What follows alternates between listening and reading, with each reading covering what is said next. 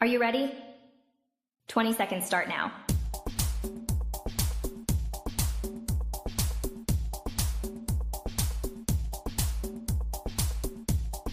Ten seconds remaining. 5, 4, 3, 2, 1.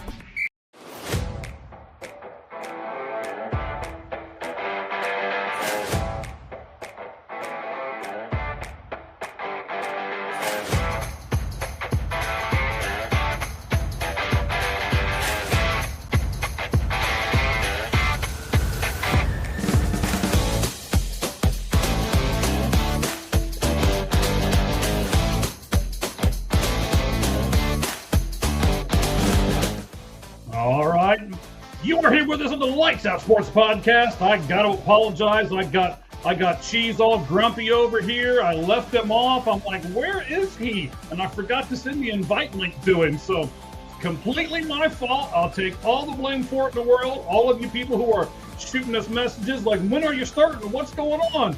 It was all this guy. All his fault. Getting all these texts. At least we know we got a few fans out there that are waiting on us. A few. Yeah. All right, buddy. We have got a lot to get to here today. We got a bunch of NFL. We got a bunch of MLB to get to. All kinds of topics to talk about. And today, Cheese is going to get to turn the tables on me. Because we are going to do the 5 Flamin' 5 and 5. But Cheese is going to ask the questions, and I am going to be under fire. Oh. I don't know if I should have agreed to this or not. We'll find out in a minute. I'm going to find out what it's like to be in this hot seat here, buddy. So, Cheese, how you been? Been good. Been very good. Had a good weekend. You a little nervous about the 5 Flamin' 5? I am a little nervous, actually. I didn't think I was going to be until, a few seconds ago, until I really realized that this was coming. I get why you're always nervous. You don't know what's coming here. I have no unearthly idea. I'm never nervous. I'm like, cool, chill. Go with the flow, man. Yeah. Hey, dude. Yeah, what up, dude? I need some of your drugs then. I don't do drugs. Not at all. Not at all. No, not sharing. Not for me. Not for me. Not for me. Oh, shoot. All right, buddy. Hey, that is fine. We're gonna do it a little different today, so that no problem whatsoever. Of course, we've already got one thing on the chat over here. I'll look at it here real quick before we get up there. Hello. How you doing? Just got a text. People want to know how much we can talk about baseball. Like, is this mostly baseball? I'm like, yeah, it's a lot of baseball today. So yeah, it's good if you're a baseball fan. Some people just watch us for the baseball, and they're like, when we talk football, they turn it off. But that's okay, It's that's all right. fine. It's okay. Which one do you want to do first, Cheese? You want to do the football first or the baseball first? That's up to you. The football will be a lot quicker, but it's up to you. What do you think? I think we should probably go football first, and then we'll close everything out with the baseball, and then we are going to do a top 10, ladies and gentlemen. We did not do one last week because of all the other stuff we had going on, but we are going to do one this week. Cheese, what's our top 10 going to be this week, sir? It is top 10 first baseman in MLB, and I gotta say, this is the hardest list I have ever done. Took the most time. It's really tough because there's a lot of really good first basemen. Did you have trouble with it too? I did. I had trouble with it was one of those things where it's like, okay, I know who the top few are, and then as I got to looking and researching, it's like, I'm not sure if I know who the top few are. My number one stayed the same all the way throughout, but 2, 3, 4 kind of shuffled around, and then the bottom kind of stayed where I thought they would be, but the middle kind of shuffled around, and it was one of those lists that I thought I knew until I started researching, and then I'm not sure I knew. I'll say this. I wanted to put 13 guys in the top 10. So that's how tough it was. And the order, like the difference between 6 and 11 is not much. No, it's not. Yeah. So right. It'll be interesting to see where we go, because I almost guarantee you we're going to have different lists, and it should be a pretty good ending to our show here in just a little bit. Yeah. All right. What we'll do is we'll do the top we'll do the top 5, Flaming 5 for you. Then we'll quickly do the NFL, and then we'll hit the baseball. Because yeah. So no, you go ahead. You want to intro it? Because Sure. I will nervously intro it here. I do want to say it's before like I crazy. go too far that Yes. we got a new show. The Sports Pulpit is now on All Gloves Off Sports Media. It replaced the Seeing the Whole Field. I've got Yeah. 2 good episodes up now. I just released the other episode about an hour ago. And then I've got about 5 or 6 more that will be released later on this week. And I'm working on a Tiger Woods one. So we'll get to all of that here in just a little bit. Now, I'll just say this real quick. You should check him out because I really enjoyed the Juan Soto one. Because you think Juan Soto is a very good player, you don't really put him in category with one stat with some other really great players. But he is very good, very, very good, like elite at one particular thing. So make sure you check it out on his on the YouTube at All Gloves Off SM. Sports media. Sports media. Oh, sports media. Okay, I did your X. Okay, All Gloves Off SM on X. All Gloves Off Sports Media on YouTube. There's a great Juan Soto one that I watched, and yeah, make sure you check it out because Juan Soto, yeah, maybe he's a little better than I thought. Okay. So it's all about accomplishments and what these guys can accomplish in this upcoming season. I thought it was interesting. We do 4 offensive ones, and then we do 4 pitching ones as well. So the third one just debuted. It is Jose Ramirez. The 4th one will come out tomorrow for offense, and then we'll do 4 pitching. And then somewhere along the line, I'm going to do a Tiger Woods one that I'm still working on. So we'll get to all of that here momentarily. Cheese, tell us a little bit about your channel before we get going to this 5 Flaming 5 and 5. You did a show today too. My channel is all about football, college football, NFL, and big emphasis on the NFL draft. April is my busiest month. I will be making 10 to 12 videos a week, and it's at Football with Cheese, CHEEZ, like you can see on the screen. On X at Football Cheese. And I did a mock draft Monday. I really focused on 3 teams. I did a 3-round mock. I did Jets, I did Dolphins, and I did Browns. 3 teams that need a lot, and they have a lot of picks. So I focused on that. And then I, did a video I've been promising for a month. So I had a lot of notes. So it was pretty long, but about the Packers general manager, why I think he's not very good, and the media runs cover for him. So I have a video tomorrow coming about, well, specifically, okay, what's about? I just lost it. I have like this whole list of videos. I know tomorrow's video is about a rule change that we're actually not going to talk about tonight. So yeah, make sure I'm not going to tell you which one, but so make sure you check out my channel. We'll talk about a rule change tomorrow. It is not. Don't worry about it. Just keep watching. You'll see what it is. We'll be good. No, not that kind of thing. No. We are both Christians. Yes. I'm just telling you that we have a new show called The Sports Pulpit, and you're asking me about gay stuff. Stop, all right? Just Flamin' is fire, not that thing. We're more likely to retweet Travion Henderson than say Colin Kaepernick. Let's just put it that way. All right, buddy. So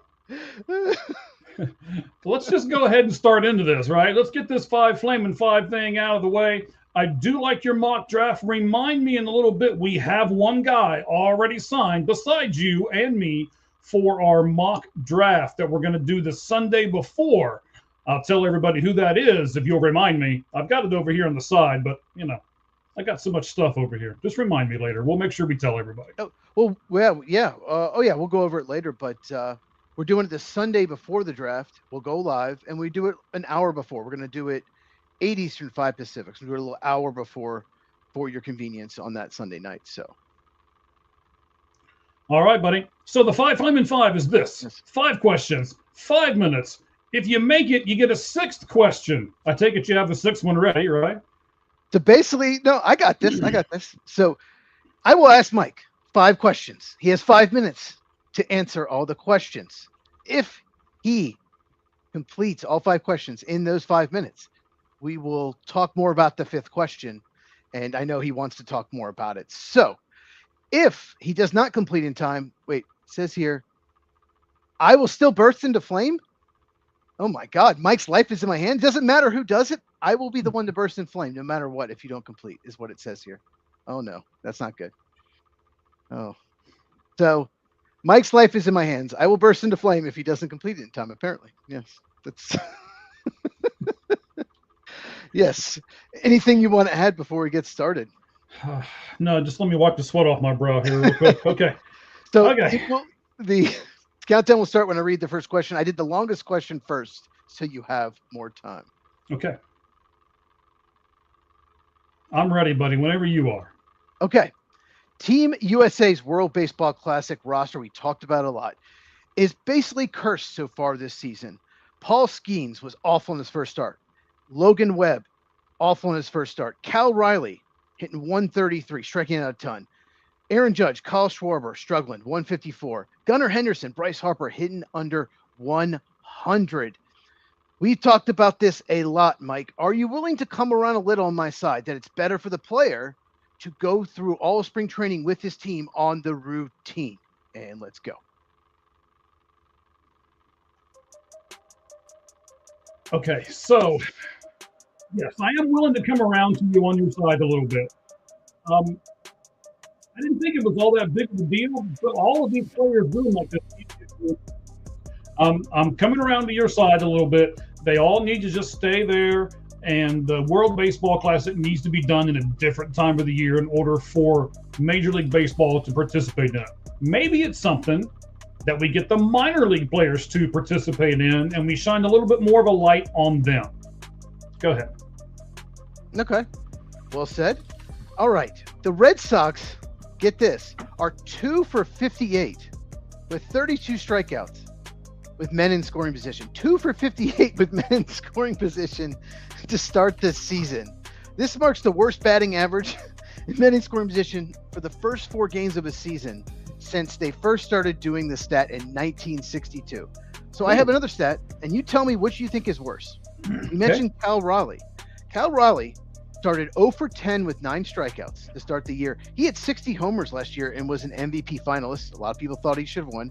So what's worse, starting 0 for 10 with 9 strikeouts for Cal Raleigh, or the Red Sox going 2 for 58 with men in scoring position in their first 3 games?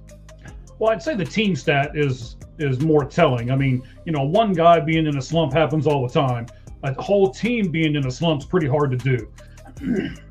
So I'm going to say that that's worse, but I'm also going to say this, and I'm going to add it because, we only have so much time here, but someone on this channel said that Cal Raleigh was doing something to where it made him a superstar last year, and now all of a sudden, maybe that guy's right. Go ahead with your next question. Certainly suspicious. You're the one who said that. Okay.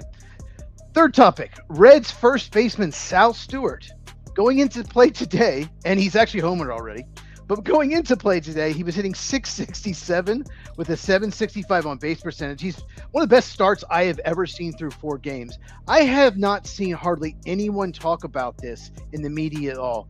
Mike, tell me, why is no one talking about rookie first baseman Sal Stewart? Well, he did just make National League Player of the Week for the first week of the season. So they're talking about it a little bit. But I think we're going to talk about this more in the baseball segment. There's a bunch of rookies that are doing really well. It's not just Sal, and we'll get to some of those. But I think if it was just one rookie doing really, really well, people would talk about it more. But right now, especially in the National League, as we pointed out on our last show, there's going to be several people who are going to be doing well. And I think because there's so many rookies doing so well, it's hard to just single one of them out. So they're kind of talking about the collective group and not just Sal Stewart. But daggone, I was the guy who on the Red Hot Red show said that the Reds should keep them down in the minor leagues for a little bit. And I'm glad they didn't. And they made fun of me on the show on Sunday too. But I'll take that ribbon. I deserve it. Oh, he can really hit. Okay. Alex Bregman of the Chicago Cubs hit 2 home runs on Sunday. Get this, you love stats. The Cubs third baseman last year combined hit 1 home run before the All-Star break in 2025. Yes. So my question for you is, do you think people focus too much about the Cubs losing Kyle Tucker's production and not enough on how much production they gained at third base? Yes, because as you just pointed out, they needed production at third base. They've got other outfielders. Third base was a point of need. They went out and they addressed that, and honestly, they should be better because of it. Even though it's Bregman over Tucker, I think in the long haul this season they'll be a better team because they got him. Okay, we got one more topic. It's football related. Okay. Oh, running out of time. Okay, the Cardinals pick number 3 overall in the draft. You are a Cardinals fan. I went through a bunch of mocks this weekend, knowing I was going to ask this question. And the most common player drafted the Cardinals by the draft analyst is Francis Mauigoa, right tackle, Miami. Right tackle is a huge need, but to me, it seems like a reach. Would you be okay with him drafting Francis Mauigoa? Depending on who's up there, but probably not. I want Arvell Reese. I want Sonny Styles. Both of those, one of those two are going to be there because, of course, we know who's going number 1. So I would rather them get one of those two. In fact, I'd give you a few more, but I've only got 7 seconds left, so I won't. I will mention a few more in the next question. And I didn't die. Okay, thank you. Yay! You're not killing me. Okay. All right, that's great. Whew, that was a little stressful. I know what that's like now, man. That's kind of fun, actually. I actually shortened the question because I was like, oh, he's not going to have enough time. But no, I went through a lot of mocks, and the Cardinals pick fascinates me because I saw 6 players, and I went through 7 mocks. I looked at like Daniel Jeremiah. I worked at Charles Davis, looked at, Dane Brugler, all these big guys. And I saw 6 players in the first 7 mocks I did. A bunch of them started, Mauigoa became more popular as it went on, but I think the Cardinals are going to change the draft. I think what they do will have a huge impact on the next few picks and going forward. Whether they go Mauigoa or whether they go a really good defensive player. I think the Titans might want to go defense, but maybe their defensive player they take maybe the Cardinals take a defensive player and then they're like, okay, we'll take Jeremiah Love. So you mentioned Arvell Reese. Let's just assume, because I think he's going second. Let's assume he goes to the Jets. Number 2, that seems to be what I think they will do. A lot of people agree with me. So I'm going to give you a list, and you tell me of these 4 guys, give me your order that you want for the Cardinals at 3. Okay. Francis Mauigoa, obviously. You're going to see me look down because I'm going to write these names down. Go ahead. Okay. Francis Mauigoa, obviously. Cardinals need more defense and offense, but they really need a right tackle. And he played right tackle at Miami. Edge rusher David Bailey from Texas Tech was the second most mocked player to the Arizona Cardinals. We have Sonny Styles, who you mentioned, linebacker from Ohio State. Once again, a huge need. And then Ruben Bain, edge rusher from Miami, was also mocked there as well. I'm not even going to mention Ty Simpson. We're not even going to go there because that would be insane. But so of all those 4 players, Francis Mauigoa, David Bailey, Sonny Styles, Ruben Bain, give me 1 through 4. What is the preferred order for you? Well, I would definitely say Sonny Styles is the first one for me. Okay. I think that linebacker spot can make a big difference in what we've got going on. Sorry, I know you hear the rustling of paper, but I'm putting it up where I don't have to look down at the names all the time.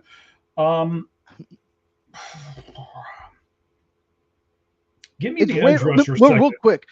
It's very rare for a off-ball linebacker to go that high, but it's a weak top 10, and Sonny Styles is one of those rare talents that has safety, defensive back athleticism at 244 pounds. So anyway, let's talk about Sonny for a moment. Sonny can stay back and play the pass, right? Sonny can also, he's got enough speed where he can come up and hit the runner if the runner makes it through the first line of defense. So I think that he can shorten the run game of the opposing team, and I think he's got enough skill to where he'll make you think twice about throwing it over the middle. So very few players affect the ball in 2 different ways, and Sonny Styles does that. So that's why I want Sonny Styles on this list. David Bailey, I think, is the second guy for me. Okay. Just because he's an edge rusher. It's a premium position. It's a position that makes a ton of difference in a football team. If you can flip the field with him, if you can get a sack, if you can get a turnover, if you can get a fumble, something like that, that can just flip a game. We both know that can happen. So give me the edge rusher, David Bailey second. And then honestly, Ruben and Maui, I think they're kind of a toss-up. particularly like either one of them at number 3, but I'm scared that they're going to take one of the two of them at number 3. I'm just being honest. I'm scared, and then I'm scared they're going to turn around and round in the second round and draft Ty Simpson now because of all the hype that he's all of a sudden getting.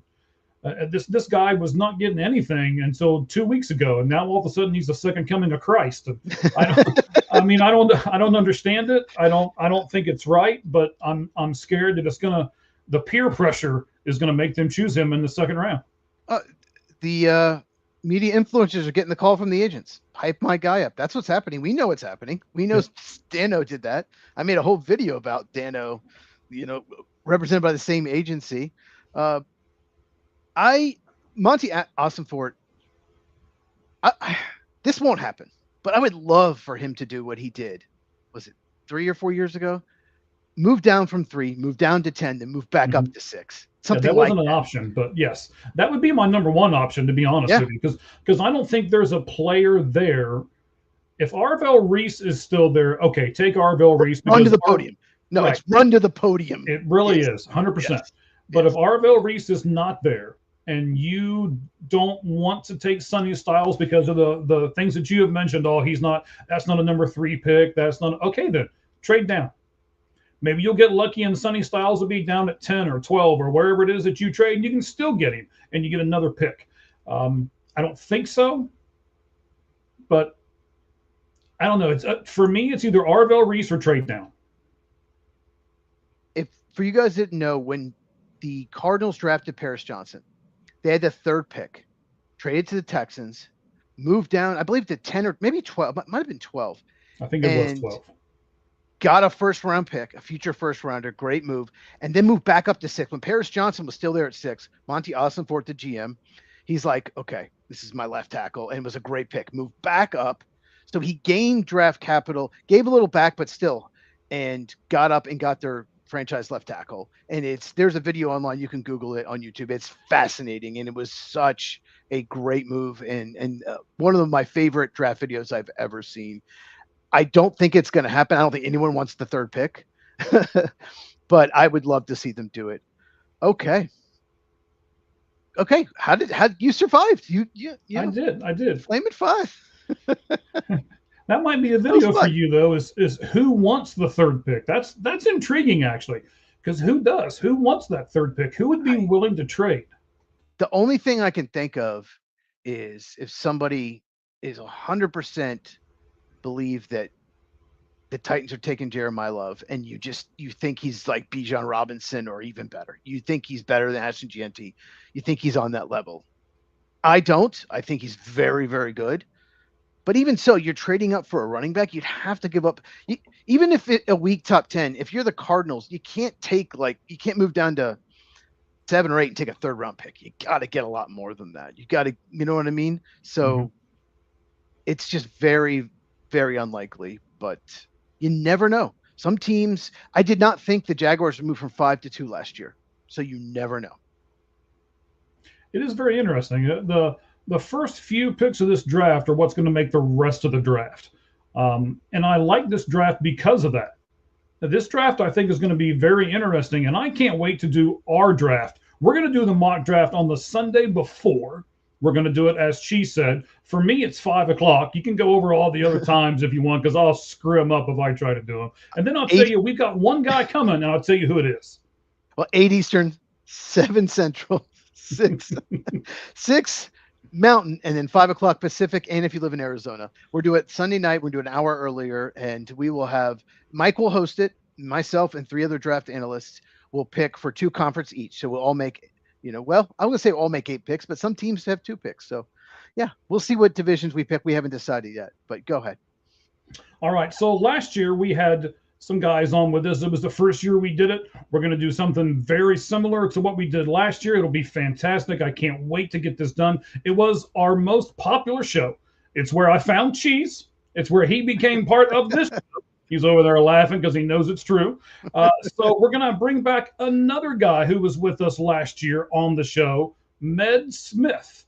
Now, Med is going to be on with us a little bit beforehand. I think. I haven't talked to Cheese about this yet, but I think we're going to try to do a special where all of us that are going to be doing the draft come on the air for like an hour and kind of introduce ourselves and tell each other about some stuff. That way we don't have to do that in long form when we're doing the draft. So we'll kind of do an introduction to everybody, let everybody know exactly what those people are, what teams they represent and all those kinds of things. And then we're going to do that draft on Sunday at the times that Cheese just listed, so I don't screw them up again. 8 Eastern, 5 Pacific. And it was so much fun last year. And I'm excited about it. Do we have some comments? I think have we gotten to comments yet? Yeah, we got one more over here. She's Raman's got her eyes on us, or she's watching, or whatever that means. I'm old, okay? I don't know what that means. Okay, all right, good. I'm glad you got your eyes on that watching. Too. Got some people said hello. Yeah, I put those up earlier, but I missed. I was reading the Flaming 5-5. Okay, I missed that. You're fine. Yeah. See, we'll throw everybody up here again real quick. Okay. Yeah. Not that one we won't, because they're asking for stuff that isn't going to happen. Okay. And then we'll put Roman back up again. But no, it's a lot of fun, and I'll just say this: we'll see what divisions we'll let some of our guests, request what division they want if their favorite team is that division. Okay, but I really want to either be the NFC West or the AFC North because I want to pick one of Mike's teams. I really want him to be nervous. I want him to be nervous. So. We'll see. Like I was just now on the Flaming 5 and 5. That's great. Let's just make the host nervous all the time. That's fantastic, Cheese. Thanks. Like I could pick someone he absolutely hates just to mess with him. I could. You never know. All right. So let's go and jump into this football thing here. I know we're going to talk about the Detroit Lions first, right, buddy? Yes, we're going to talk about the Detroit Lions. We're going to have the logo. You know what? Yeah, I've got to do. Yeah, I'm behind. I know. I'm okay. You got me all discombobulated here. I'm doing this. You got me doing the Flaming 5 and 5. I'm over here trying to do everything else, and then I forget to do the music here. Hold on. It was a perfect time to do it because there's so much baseball going on, right? Opening week. So it was like, I have all these baseball questions for you. So it was perfect time to switch it up. Fantastic. All right, buddy. I tell you what, let's go ahead and go with the football intro so that everybody can know what we're about to do. Here it comes.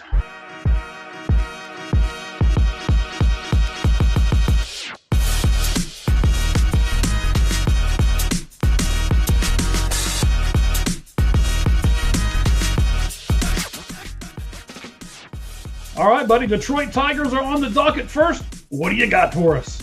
Well, the Detroit Lions, but Lions and Tigers. I'm in baseball so much right now.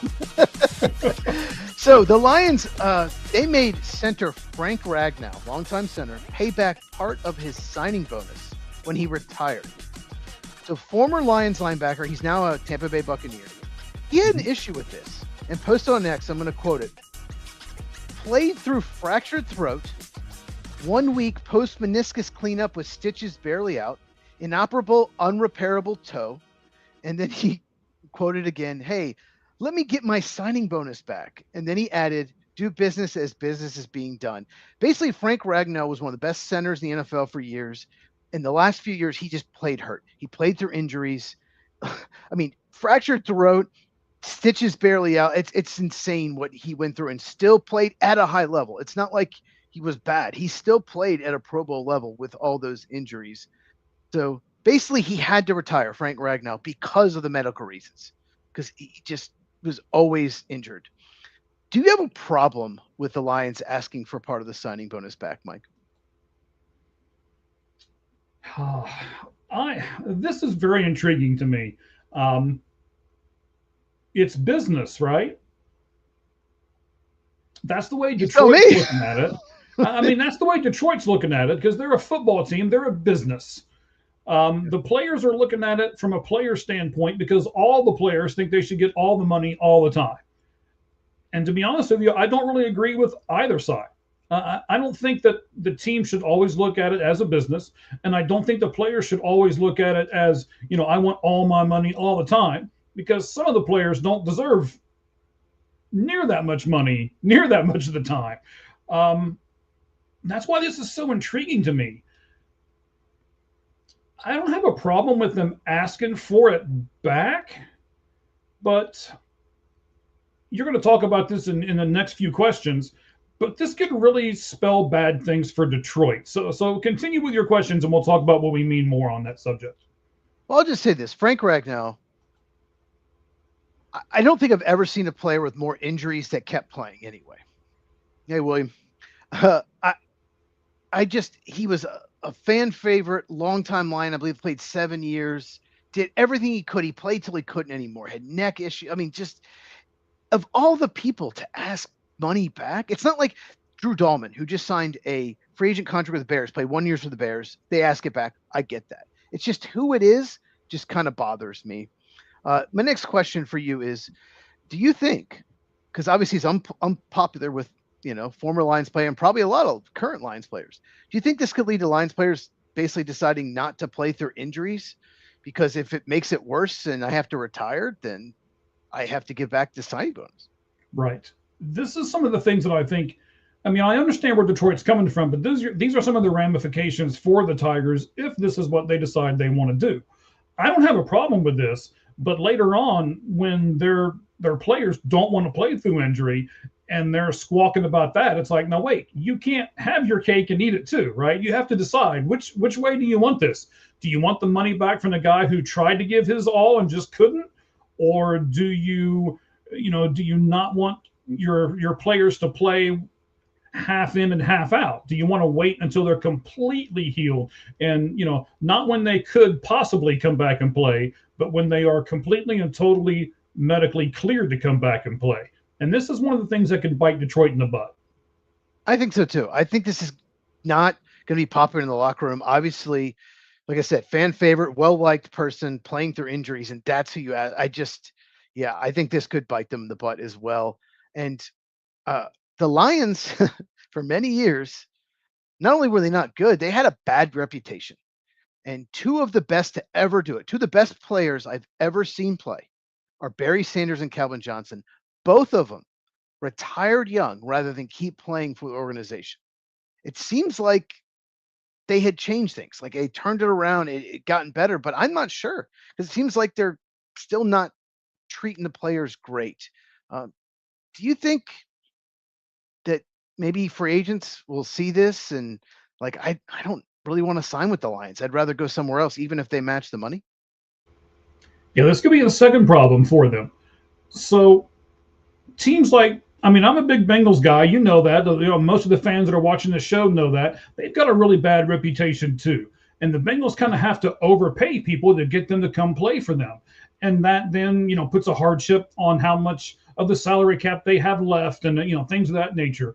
So that's not something that Detroit wants to do. But if they continue to go down this path, I think that's something that Detroit is going to do. So again, you can't have your cake and eat it too. You're asking for money back, but you're also asking for all these repercussions. I see both sides of the coin, and the more and more we talk about this, I think Detroit should just shut up, let the man keep his money, and not let all these other things bite them in the butt. What do you think about all that? I do as well. They completely turned around their franchise. It was the biggest joke in the NFL until about 5 years ago. For many years, even with Barry Sanders, they would make the playoffs and lose right away. They would win 9 games, even with maybe the best running back ever. Like that, they were a joke of an organization, and they flipped it around. They hired Brad Holmes. He's a great GM, great drafting GM, and it was looking up. And they've been very successful, at least regular season wise. And now you have this, and it's just it just feels like the old Lions that just don't really care. It just they're concerned about money and not winning. I don't know. It just it rubs me the wrong way, and I thought they had turned things around, but maybe they haven't. Maybe they just have a really good GM, and it's just going to be the same old Lions going forward. So Well, I don't mind them being concerned about money. I mean, I'm concerned about money every day. My wife and I talk about money every day. We make decisions based on it all the time. So I get that, but you just can't make the decisions like this in a huge business like this when it's just, okay, well, all I'm looking at is the bottom line and that's it. I don't care about the repercussions. You have to care about the repercussions. yeah, I just don't. If they don't ask for the money back, I'll just say this: no one's talking about this. It's not an issue. It's Yeah, I just think they created a problem they didn't need to. And of all the people, Frank Ragnow, who I don't think I've ever seen a player play through more injuries in my life, at least for what I saw or read. So, okay, let's talk about a rule change Okay. that was approved by the owners. So teams can now try an onside kick at any time throughout the game as long as they declare it and they tell the other team they're doing it. Last year, they made a rule where you could only do an onside kick in the fourth quarter and you were behind because they changed the kickoff rule where the defenders are closer to the player. It's definitely new kickoff, and that's why you can't do a surprise onside kick anymore. So basically, now you can do it anytime, but you have to tell the other team and declare it. Do you like this change? I don't care. I mean, Okay. okay. I mean, when you look at this, right, no matter if it was third quarter, second quarter, whatever it was, we all number one, you're not doing an onside kick in the first half. All right. So let's just eliminate that right away. You're more than likely not going to do it. And then if you have to declare it, everybody knows it's coming. So the surprise goes away. I mean, that was the whole thing, was the surprise of it. And if there's no surprise factor, then why do I care? I mean, if Tom Brady's going to tell me in the announce booth that, oh, they're getting ready to do an onside kick, well, oh, okay, well, here it comes, and I can put my hands team out there, and whatever else I need to do, and I don't know. The kickoff stuff in football was annoying me to no end, and this isn't going to help matters any. Yeah, I get what you're saying, but if you're down like 22, 24 points and late third quarter, you should be able to do an onside kick. I think that's why they're changing it. It's like you have to, okay, there's 2 seconds to go in the third quarter, and you have to kick off. Maybe we go for an onside kick then. If we get it and then get a touchdown, then we're back it. I think that's the main reason. But yeah, I get it. But Jeez. If what? you're down 32 points in the third quarter, 22. and whatever it is, the onside kick is probably not going to help you anyway. So just give up and put your second string out there and know that you've been beaten. Let's just move on with our lives, please. Well, okay, that's a good point. But I'm just saying, I think that's the reason for the change. It's like we can do it anytime we want. We just got to declare it. Give teams more flexibility. Who knows? Maybe right before the half, they want to do it. Maybe there's 1 second to go in the half and they want to try it knowing the other team has a kicker that struggles. So if we recover, then we can try a kick. I don't know. Who knows? Just throwing something out there, spitballing. Okay. Okay. Well, it's not sticking on the wall. It's sliding all the way to the floor. So. Next question. Do you miss the surprise onside kick? Because Pat McAfee show talked about it. A friend of mine sent me the clip. He's a special teamer. He was a punter. He absolutely despises the fact you can't do the surprise onside kick anymore. What do you think about it? I miss it. It's it was another piece of the game. Mm-hmm. We'll talk about something similar to this when we get to the baseball, because baseball has just put something into play that I think is kind of like the onside kick, and we'll kind of compare the two in a few moments. But yes, to answer your question, yes, I miss the surprise. I miss I wonder if they're going to. I miss can the other team get a good enough hands team up there to where if they do try an onside kick, they can actually recover it, or there's some intrigue there, and the intrigue is gone. And when you take intrigue away from sports, you're just punishing the fans. Yeah, the Saints did an onside kick in the Super Bowl against the Colts at the start of the half. They were down, and then they won the Super Bowl. They never, they took the lead after that. So. Yeah, it takes away a play that could change the game. So I agree with that. Okay, let's talk about the Vikings, because this is interesting and hardly anyone's talking about this. But wait a minute. When people agree with me, I like to point it out, sir. So William here says he misses the onside kick as well. This doesn't happen very often, especially in football. People usually don't agree with me, so I got to take all these I can get. Okay. Thank you, William. Well, there you go. Let's talk about the Minnesota Vikings, because this has hardly been talked about at all. So I saw the other day they're expected to pick up the fifth-year option on wide receiver Jordan Addison. He was a first-round pick, and he's a good player, when he's on the field. But he has had multiple off-the-field incidents, including reckless driving charge, DUI, and trespassing. I have seen some mock drafts even that had the Vikings taking a receiver in the first round, even though they have Justin Jefferson and Jordan Addison. The thinking is that they'll pick up Addison's option and then shop him to another team, which means you control him for 2 more years. And that the Chiefs, the Kansas City Chiefs, shocker, are expected to be a team that's interested. Do you think the Chiefs and Jordan Addison would be a good fit?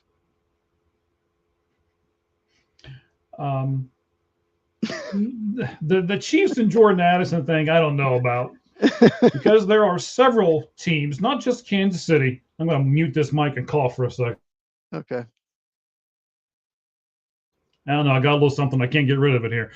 So the Kansas City Chiefs and Jordan Addison wouldn't surprise me. Like the Baltimore Ravens and Addison wouldn't surprise me. There are a few teams that do that, but the majority of the teams in the NFL don't really want to mess with those guys. And I would probably be on that side of the fence where I'm not sure if I'd want to, is the risk worth the reward? Not with as many things as Jordan Addison has done. I mean, Laramie Tunsil, just to bring up another guy, who the infamous picture of him with the gas mask on and all the other stuff right before the draft. Gas mask smoking weed through the gas mask. It seems as though he's turned his life around. So I would be more inclined to say, okay, we'll give this guy a second chance. But the problem with people like Addison is they've gotten a second chance and messed it up. And they've gotten a third chance and messed it up. And you've gotten, how many chances do you give these guys?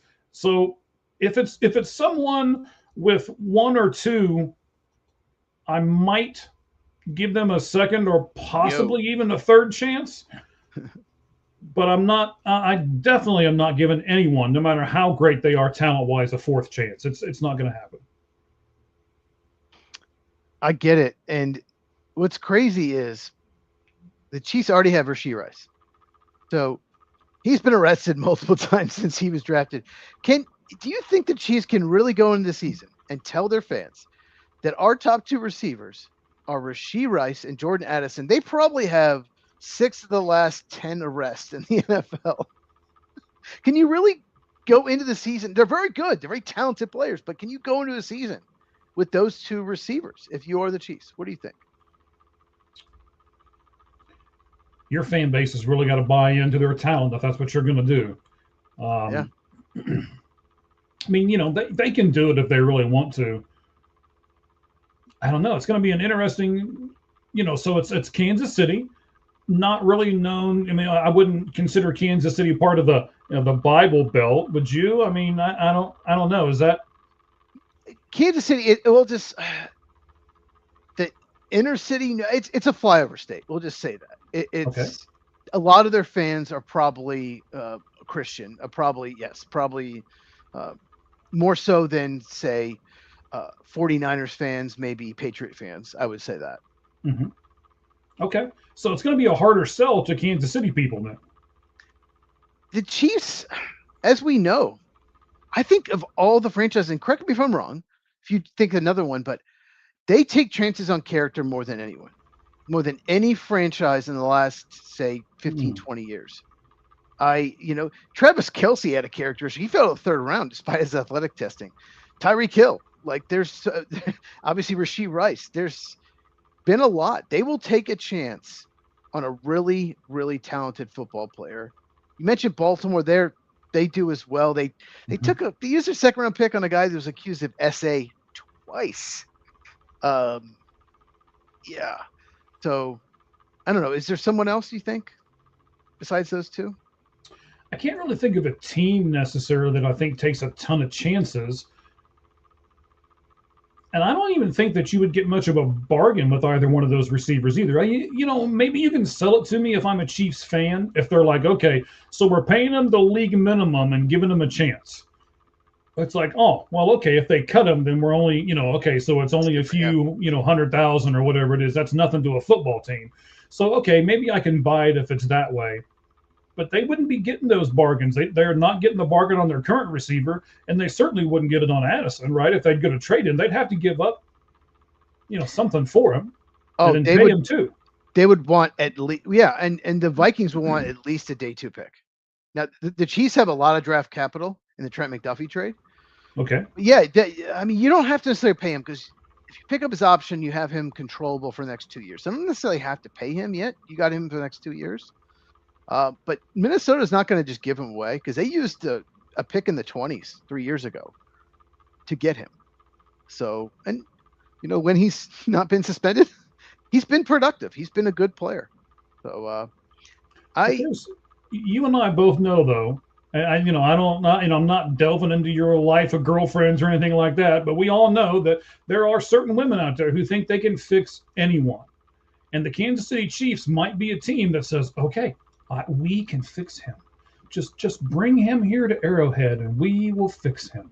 And maybe that's the mentality that Kansas City has. You say girlfriends? Are you trying to get me in trouble with the S on the No, end? no, I'm really not. Hey, look, I'll say I didn't this. say current There, girlfriends either. They're come on now. sometimes it's a disaster, but sometimes you Hmm. get like Pac-Man Jones, who you know turns his life around. Had a lot of issues early on, and does turn his life around. So it's possible. I'll just say this before we go on to the next topic. Chiefs can't do this. Like, you can't take another chance. All the chances they basically had to trade Tyreek Hill. It just became such a mess. And then they draft Rasheed Rice, and he's been a mess. Like, you can't get Jordan Addison as well. You can't have all these guys that could be arrested at any moment. You just can't. You can't. You can have maybe one, two guys at most, but I think this would be a huge mistake for the Chiefs if they do it. Okay. Last topic for NFL before we talk. Got a lot of baseball. The NFL announced the world champion Seattle Seahawks will be on Hard Knocks training camp on HBO Max. Mike, will you watch it, and do you even care? I'll probably watch. Okay. Um, the first couple episodes will tell me if I'm going to continue to watch because let's face it, on a show like Hard Knocks, we want to see a train wreck. Somebody's got to be doing something really bad in order for me to keep watching. That's just the way it is, right? I don't watch because everybody's great and wholesome. I mean, I wish it was in a way because, well, I'll just leave it at that. I wish that was the reason people would watch, but those all those tabloids and stuff on the as you're going down the aisle of the checkout line, they never have good stuff on them and tell you how great people are, and you pick it up and go, "Oh, he's such a wonderful person. I'm going to buy this magazine and continue to read this story." No, we say how terrible they are, and they've done all these things wrong, and we're those things are done that way so that we can feel better about ourselves and our own screw ups. So it's one of those things to where I don't really want to, especially if it's going to happen during the baseball season. It's going to have to be must see television for me to continue to watch it. I'll probably give it an episode or two, but I do that with a lot of shows. I'll give a new show will come out and I'll look at the previews and go, oh, okay, I'll give it a shot. And if it doesn't grab my attention in the first couple episodes, then I'm never going to watch it again. And I think this Hard Knocks thing will be just the same way. Yeah, some Hard Knocks are much better than others. I still remember the original one. Tony Saragusa, Ravens, was so entertaining. It was he was great. But Mm-hmm. my favorite all time is still the. It was 2 years ago. They've never done it. They never did it before. Never done it since. Off season Giants. They did Hard Knocks off season, and the Giants had probably the worst free agency ever. The players they let go, Saquon Barkley, Xavier McKinney, like first team all pros the next year. And then the players they brought in were all bust. Like it was I watched it after. I watched it actually after the entire season was over. I watched it for my channel and made a whole video about it. And I, he Joe Shane, the GM, made about every mistake you can make in free agency. It was terrible. It made him look so bad. In fact, no team volunteers anymore in case he looks that bad. But it's so entertaining knowing what happened after. So if you have not, you should check it out. I mean, he lets Saquon Barkley walk, goes to the Eagles. The owner is literally saying he's our most popular player. Don't let him go. And he lets him go to the division rival. And then Xavier McKinney, he's like, Packers are offering 17 million. Oh no. No way. No, that can't be. We can't match that. He's not that, boom, goes the Packers. And he just, yeah, blew it. But it was really entertaining. I Okay. would watch the Giants right now, though. I think Jackson Dart would be interesting, and Cam Scattaboo and CTE and all that stuff would be extremely interesting. So I would tune in for the Giants now.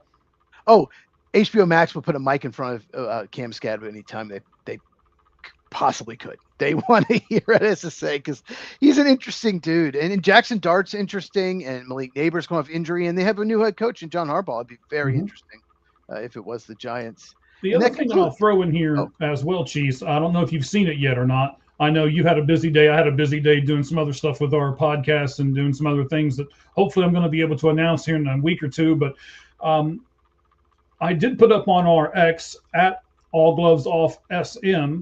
I believe it was the NFL released it today. They released some of the football conversations between when the draft players got their call.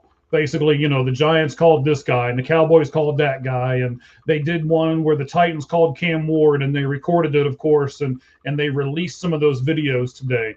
That was kind of neat, and I would watch that, to be honest. I mean, if they did like a draft day, 2 or 3 weeks after the draft, if they did some kind of draft special, like here's what happened during the draft, and we put a camera in the war room, and they just picked one team, and here's the they could even title it the War Room or something like that, and I think that would be kind of interesting. I'd probably watch that in a short series. I would absolutely watch that.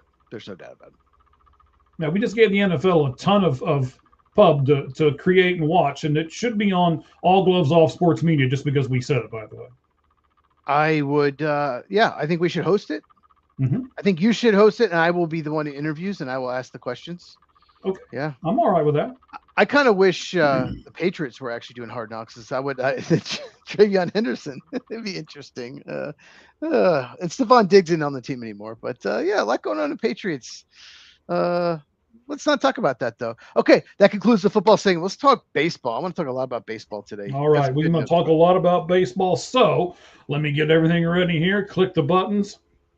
And, of course, we got to give you the best graphic in all of podcasting.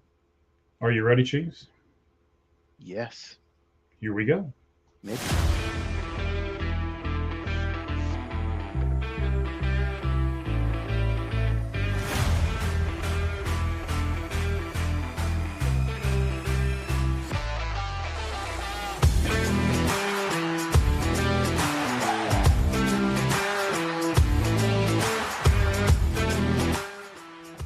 I just like that music. I like that graphic. I like everything about this thing.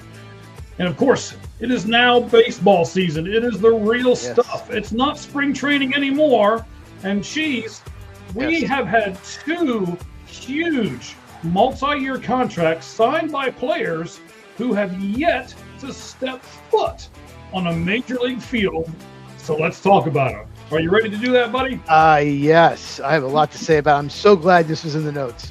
Me too. I researched for about 3 hours today between everything. So, I got a lot to go with here as well. So the Brewers and shortstop prospect Cooper Pratt are working. I haven't actually seen where it's been official. I've only seen the word working on a deal that is set to be 8 years and $50.75 million with 2 club options. Club is important there.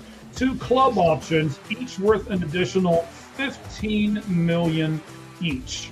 Let's talk about just the numbers and the years and the person right the moment. Cheese, what do you think about this 8-year, $50.75 million contract? And then they tack on 2 club years, which means the player has no say whatsoever. The club has to agree to each of those options. I kind of have a lot to say, but I kind of want to talk about both of them because, this is it was the Brewers, right? This is such a Brewers move. They did it. Did they do it with Churio as well before he ever played? Churio. So what they're doing is they're betting on the prospect. They're betting he ends up being an all-star, and we can save money because we don't go out and spend in free agency. We're cheap. So Yeah, the revenue of some teams, but still the Brewers are cheap. They are very cheap. And so let's get ahead of this and sign him to a long-term contract and hope he works out. If he busts, they will, obviously lose a lot of money, but it'll be a bargain down the line. That's what they're thinking. I want to hear about the other guy first because I have thoughts on both. I don't want to get too far ahead. Okay. So let me do this here for just a second. Hang on, I want to get a couple of things here. The Brewers, as you're saying, are absolutely cheap. I don't think it had anything to do with it, but the Brewers did place they had to. They put Jackson Churio on the IL with a hand injury that he suffered in spring training. I have a lot of questions about this. I mean, right now you've got Bryce Terang, you've got David Hamilton, you got Luis Rengifo. They're all playing in their infield at the moment. You got Jet Williams, you got Jesus Made, and you got Luis Pena, who are all better prospects than Cooper Pratt. I don't understand what they're doing. I don't understand why it's this prospect. He's 21 years old. He's the shortstop prospect. He was just promoted to AAA this season. I mean, let's look at what kind of prospect he really is. Baseball America has him the highest. They put him at number 50. MLB Pipeline has him at 62. These are the top 100 prospects. ESPN at 70. The Athletic at 99. And Fangraphs doesn't even have him on their top 100. He had an okay season in AA last year. He batted, here's his slash line, 238, 343, 348, which gives you a 107 weighted runs created plus. I mean, geez, is this the guy that they should be worried about signing him long term? So I'll defend him a little bit here. He plays for Biloxi Shuckers in AA. The Southern League in AA is the hardest. It's the best pitching league in the minors. For whatever reason, doesn't matter who the teams are, it's such a pitching league in the minors of all of them every year, no matter what. So it is a harder league to hit.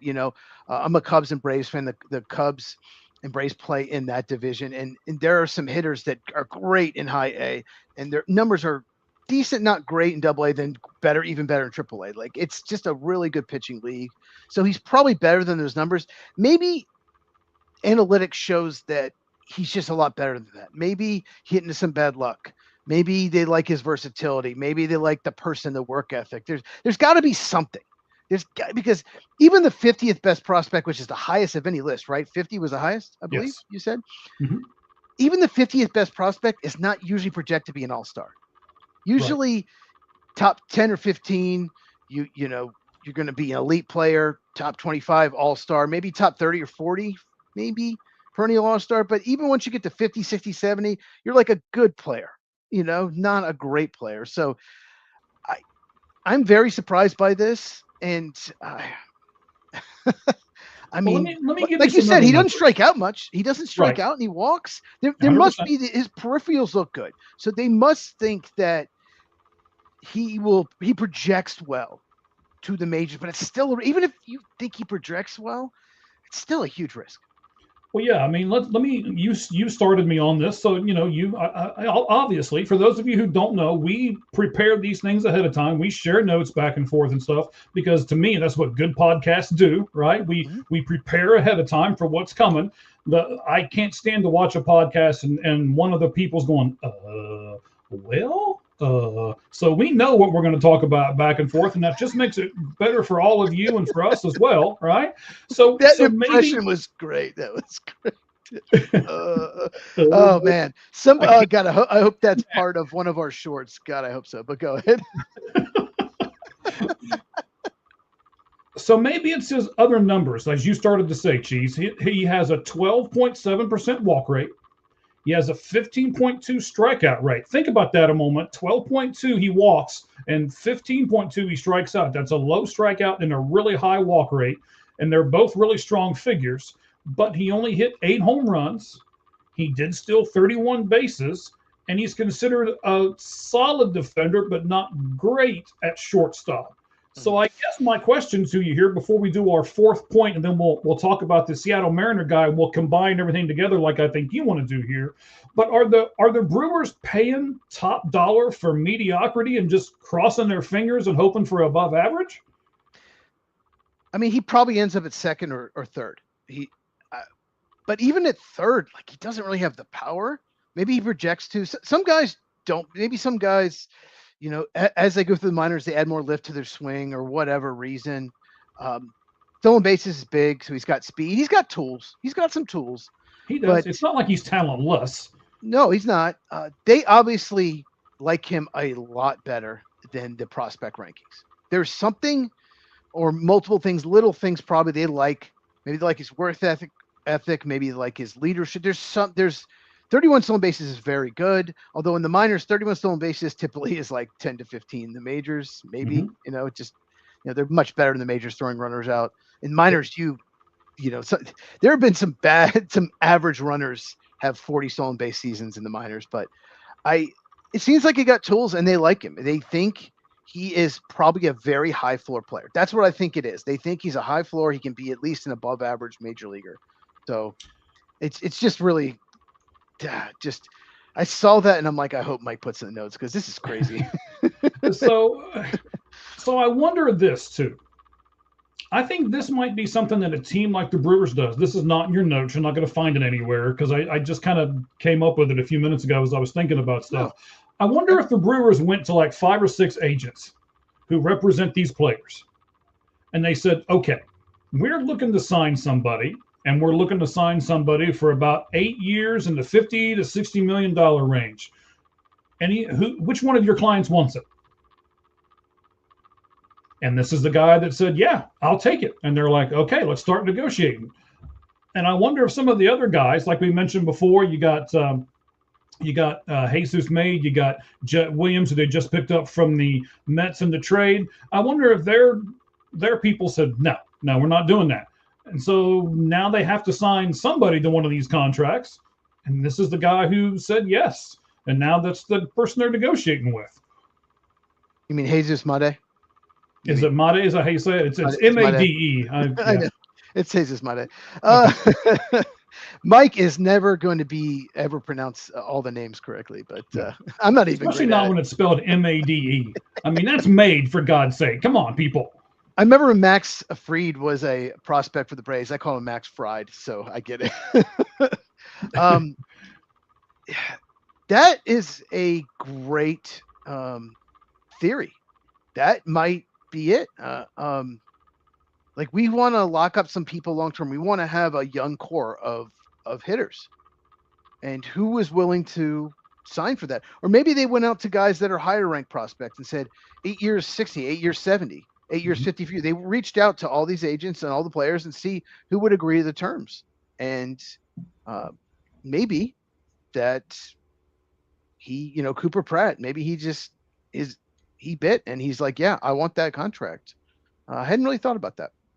Maybe so. So let me give you these last couple things here. And then like I say, we'll go to the Seattle Mariner guy who is just as intriguing. And I'm going to put a tie into your Atlanta Braves too, by the way, before it's all said and done with him. Mm-hmm. Pratt is a Boras client. Scott Boras. Super agent, Scott Boras. Super, I'm not sure if I put agent in there, but your favorite agent of all time. So maybe they're thinking we have to sign the Scott Boras client before he makes it to the majors in order to afford it. And let me throw this wrench into this complicated and weird situation. 3 letters for you. PPI. Yes. Mm-hmm. Most people probably don't know what that is. Let's explain. Prospect Promotion Incentive. If a club and a player come to an agreement before his major league debut, the club is not eligible for the incentives on that player. So just so everybody can understand, I'm not trying to say people who are listening to us are stupid, but I want to make sure we all understand we're all on the same page here. Most casual fans don't know what this is. No, probably not, but I didn't really want to say it that way. Thanks for doing it for me, Cheese. If Sal Stewart, the superstar you talked about earlier for the Reds, playing first base for them, mm-hmm. if their club signed him to a huge extension before he came up and then he wins Rookie of the Year, they don't get the extra pick for it.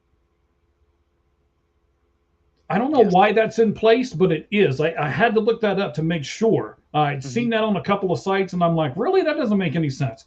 But it's 100% in the rules. It is in place. I would think that that's counterproductive, but that's the rule. So I think this is why they're just talking about it. And the Brewers nor the camp for the player have said, yes, we have officially made this contract because he's not on their 40-man roster yet. So if they put him on the 40-man roster first, then make a move, and then announce this deal, the Brewers will be eligible for that prospect promotion incentive as laid out in the newest collective bargaining agreement. For those of you who don't know, if you have a rookie that starts the season with the team, not set down in AAA, and wins Rookie of the Year, finishes first or second, then you get an extra draft pick, and the player gets to be a free agent a year earlier. For the most part, for some reason, Cade Horton finished second in Rookie of the Year. He gets an extra year eligibility, but somehow the Cubs don't get an extra draft pick because I guess they make too much money in revenue. It's such a stupid rule. I don't like it at all. They're basically trying to bribe teams to get these rookies to break camp with the team. But how about just make a rule where once you are called up, then your service time starts? Why have a date? It's one of the dumbest rules rule. And your Cubs screwed this up in the first place. No, the rule existing in the first place. The Cubs third baseman got hurt. Took advantage of it. The Cubs third baseman at the time got hurt. The next day was the day after he was eligible to come up and get an extra year. Yeah. Literally, he got hurt. Really? You really think that? Yeah, he wasn't going to come up if he wasn't hurt. He wasn't going to be called up. And okay. It's a stupid rule. Agree to disagree, but okay. Why April 17th? Why do you let teams wait till April 17th? You're basically incentivizing teams to wait 2 or 3 weeks to call them up to get an extra year eligibility. And then you're like, okay, but we'll bribe you with an extra draft pick if you call them up earlier, then they gain the extra year eligibility. So why not just when you're called up, you're called up. That's when your eligibility starts. From that date, that's when it starts. It's so dumb. It's about to be called the Connor Griffin rule. Yeah. Oh, yeah. Connor Griffin. Yeah. And there's no guarantee. And this is a really loaded rookie class, especially in the National League. It's one of the best rookie classes I've ever seen. It's going to be there are literally guys. Drake Baldwin won Rookie of the Year, Cade Horton second. There are probably 4 or 5 guys that would have beaten him last year in this rookie class. That's how good it is. Like Sal Stewart's early favorite for the Reds. But I think it's a stupid rule. And I want to talk a little more about this, but I want to wait until we hear with the Mariners guy first. And all right, so let's go with the Mariners guy. Let's do that. So Seattle Mariners, and they're signing an 8-year, $95 million with, again, a club option deal signed with shortstop prospect Colt Emerson.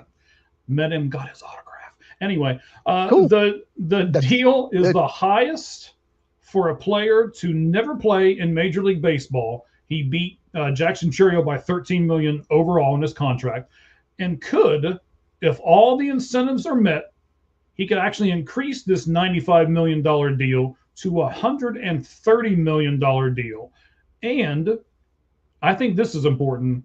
It includes a no trade clause. So, Cheese. Yes. Emerson, unlike Pratt, is a consensus top 10 prospect, but he has 9 games at AAA and only 34 games at AA before his AAA promotion last year. Is that enough of a sample size for a $95 million 8-year contract? Once again, it's like with the Brewers. They must love him. He's definitely like you said, top 10 prospect. They must believe in his work ethic, must believe he loves baseball, must believe that he's not going to get the money and just check out. That's the thing you worry when you give someone a big contract is, will they get lazy? Will they stop watching film? Will they stop working out? Will they show up out of shape? Will they stop? Do Kyler Murray? Will they? Anthony Rendon, perfect example. Yeah, that's a better baseball one. Absolutely. That's a baseball one. Yeah.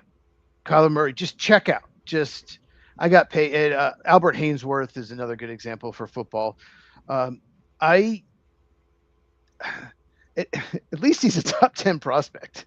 They did Right, and pay that him a is the lot big more. difference. It is. They did pay him a lot more though at the same time. But is it? I just don't think I would pay anyone that hasn't at least shown at least played 50, 60 games in the majors and shown something. Because some guy, this. Sometimes top 10 prospects just look amazing in the minor leagues, and they come and they're an average at best, maybe even below average major league player. They get to the bigs and they can't hit, or they struggle with a slider away, or they Mhm. just struggle with or a pitcher just he dominates through Double A and struggles a little Triple A. He's got great stuff, and then major league hitters haven't figured out. So um, I these contracts are crazy, Mike. I know, I know. Now let's go this route too. Let me be fair to the Seattle front office here. Okay, so even though they're signing him to this massive deal, the current plan is to keep him at AAA. Now the big league club has a newly acquired guy named Brendan Donovan, who I like a lot. They're playing him at third base. Mm-hmm. They've Yes. got J.P. Crawford, who was actually a free agent in 2 years at shortstop, even though he's on the IL right now. And they've got another highly touted prospect, Cole Young, at first base. And we can knock first base out because there's a guy over there that's going to be there for a long time, and Colton is not playing first base anyway. So knowing that he has 111 minor league innings at third and 75 minor league innings, not games, innings at second, where do you think Emerson's going to play? It's like this is where I wanted to kind of compare this to the NFL here, right? So I think what Seattle's doing here is what I've heard you say a lot of times in the NFL draft. They're taking the best player available and they're signing him to this long-term contract. This is the best guy in their minor league system, and they're saying, "Okay, we're going to go ahead and sign you, and we'll figure out what to do with you sometime thereafter." It's just like football team looking at their draft board and saying, okay, we don't really have that need, but he is without a doubt the best athlete on this board. So we're picking him and we'll figure it out later.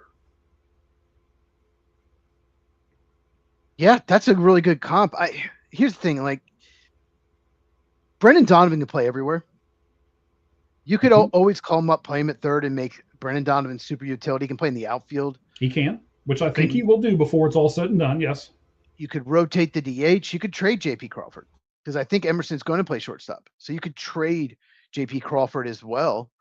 Uh, so they'll find a way. That's a good problem to have. I always say that. If you have 10 guys that can hit, if you have 10 guys in your lineup, that's a good problem to have, you know? Mm-hmm. So If you have 10 shortstops, right, you probably got 10 really good athletes. yeah, exactly. I just have a feeling they're going to end up trading JP Crawford, end up at shortstop, or they move Brendan Donovan somewhere else. That's just a guess, but it's a good problem to have. They'll find, trust me, if he hits, and he is probably going to hit, they will find a spot for him. I like this plan. I really do. I understand that they're paying him a ton of money, but I like the plan. I just don't know how long the plan's going to last. Let me explain here for a second, right? Okay. So Seattle should learn from their past mistakes, and this is where the Atlanta Braves connection comes into play. They promoted another top prospect to their major leagues with limited AA and AAA experience, and that failed miserably. He had 21 games at AA and 30 games at AAA before he was promoted. Then he was traded to your Atlanta Braves. They had him for 2 years and they didn't sign him. And now he plays for the Chicago White Sox. And in a money comparison, he's made 3.7 million so far in his 4-year career, and they're going to pay Emerson 95 million in an 8-year career. Do you know who the outfielder is? I'll give you outfielder. Yeah, it's Jared Kelenic. He was traded for the Mets drafted him. He's traded in the Robinson Cano deal to Seattle. They got this great prospect. Yep. He was. I remember when he was drafted. He was a Wisconsin high school kid. He was supposed to be like the net 5-tool, absolute stud, one of the best high school bats, lefty outfielder. Yeah, I remember. Yeah, I remember him very well. Yeah, he can't hit. blunt, right? I mean, he's with the Chicago White Sox now, so if he doesn't do Oh, good he over fits in there, well. I He can't mean, hit. Yeah, he fits in well with him. He can't hit. so Cheese, here's my question as we kind of close out this topic on these two guys that they're signing before they ever step foot on a major league field, which I think is fantastic, and I think it's also intriguing all at the same time, right? Here's the question, Cheese. After signing Colt to this huge contract, how do the Seattle Mariners balance getting the current value for the contract and still doing what's best for the player and not making another Jared Kelenic mistake? Well, he's a better prospect than Jared Kelenic. Uh, Kelenic was just all about tools, more like tools than actually like Emerson. It just has a higher floor. Kelenic was always about the ceiling. When he was drafted, when everyone talked about him, and I remember there were some like Cubs bloggers saying, "Oh, we should trade for him. Oh, the Braves got him. That sucks. Like, oh, we should." Or the Mariners. It was before Mariners got him. Oh, I want to trade for him. Like, oh, I want those tools. Uh, so I think he's a better prospect than Kelenic ever was. But here's what I'll say. Okay. I do not think you should be able to extend anyone until they play at least one game in the majors. I don't like this, especially not on the 40-man roster. You should never be able to sign someone to an extension that's not on the 40-man roster, for sure. And I don't think you should be able to extend anyone that hasn't made their major league debut. I think that's absolutely ridiculous. I think these teams are. You mentioned the Braves. The Braves were kind of the first team to really do this. They did with Ronald Acuna Jr. They did with Michael Harris. They did with Ozzie Albies. They signed guys. Okay, you're going to make more money in the short term. We're going to make more money and gain extra years of control. And the Ronald Acuna Jr. contract has been one of the best, like in baseball history. Not Salvador Perez good, but one of the best in baseball history. And these teams are trying to even get ahead of that. They're like, okay, well, let's do it at AA. And we don't even have to pay him 130 million. We can pay him 60, 75, 95 is this $1 million instead. And if they turned out to be one of the best hitters in baseball or a perennial all-star, then it'll be a bargain down the line. They're thinking way too in the future. They're way overthinking this, in my opinion. And I get a Boris client like the one with the Brewers, Cooper Pratt. The chances of you extending him once he becomes a major league player and is good is next to nothing. So this is your only chance.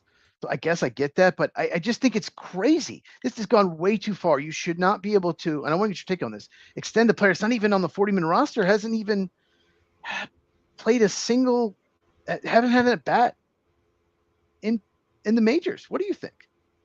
Well, I'm not going to say you shouldn't be able to, because I understand that some teams feel as though they have to. You know, some of these mid-market teams, which I don't even like that term. One of these days, we're going to talk about this because I can't stand that term. I know you don't. If you let me tell you, and I'll give you this real quick. Let's do this. Let's do clip. I'll give you this. If the Cincinnati Reds start winning and continue to lead this division, the people will come out and that stadium will be full and they will make money. You win, you make money. I don't care where you're at in the market. If you win, you'll make money. So I don't like this mid-market team. I understand what you're saying. You know, we shouldn't be able to do all of this. But at the same point, I also understand some of these teams, like if the Florida Marlins did it, I don't think anybody'd be saying a word. They'd be like, oh, well, Florida has to. Or, you know, if Oakland did it, Oakland would be, oh, Oakland, they have to do it. And it's because it's Seattle. And Seattle is not necessarily in that market. So people were like, what are we doing? Nobody's really saying anything much about Cooper Pratt but you and I, because they're considered in that market. So I think it depends on what city you're in, how well you've done in the last like 10 or so years. And here's the thing. We've said it multiple times on this show. How do the Brewers keep doing it? Yet they're right there again. 3-1 with the Cincinnati Reds before today's games. The Reds and the Brewers are tied for first place. I know it's a short sample size, but it's like, how? How do they keep doing it? I just think can you imagine if you are a Marlins team or small market or whatever, and you do 2 or 3 of those and you miss on them, then you're paying these guys, and that's money you can't spend. Mm-hmm. I just think you should not. Someone's not on your 40-man roster and you're giving him all this money. I think that's absolutely insane. They should. And if I'm a veteran player trying to sign a contract, I'm not happy about this. I, you're paying guys that are unproven. No. So Cubs just lost. They didn't score against the Angels. The Angels pitching. The Cubs just got shut out by the Angels. That's wonderful. 2-3 Cubs. But Okay. I just think this is getting. I get it. Young players. I like that what the A's did. The A's have signed a lot of the young core to long-term deals, eating up a couple years of free agency. They've done a great job. The Braves did it before.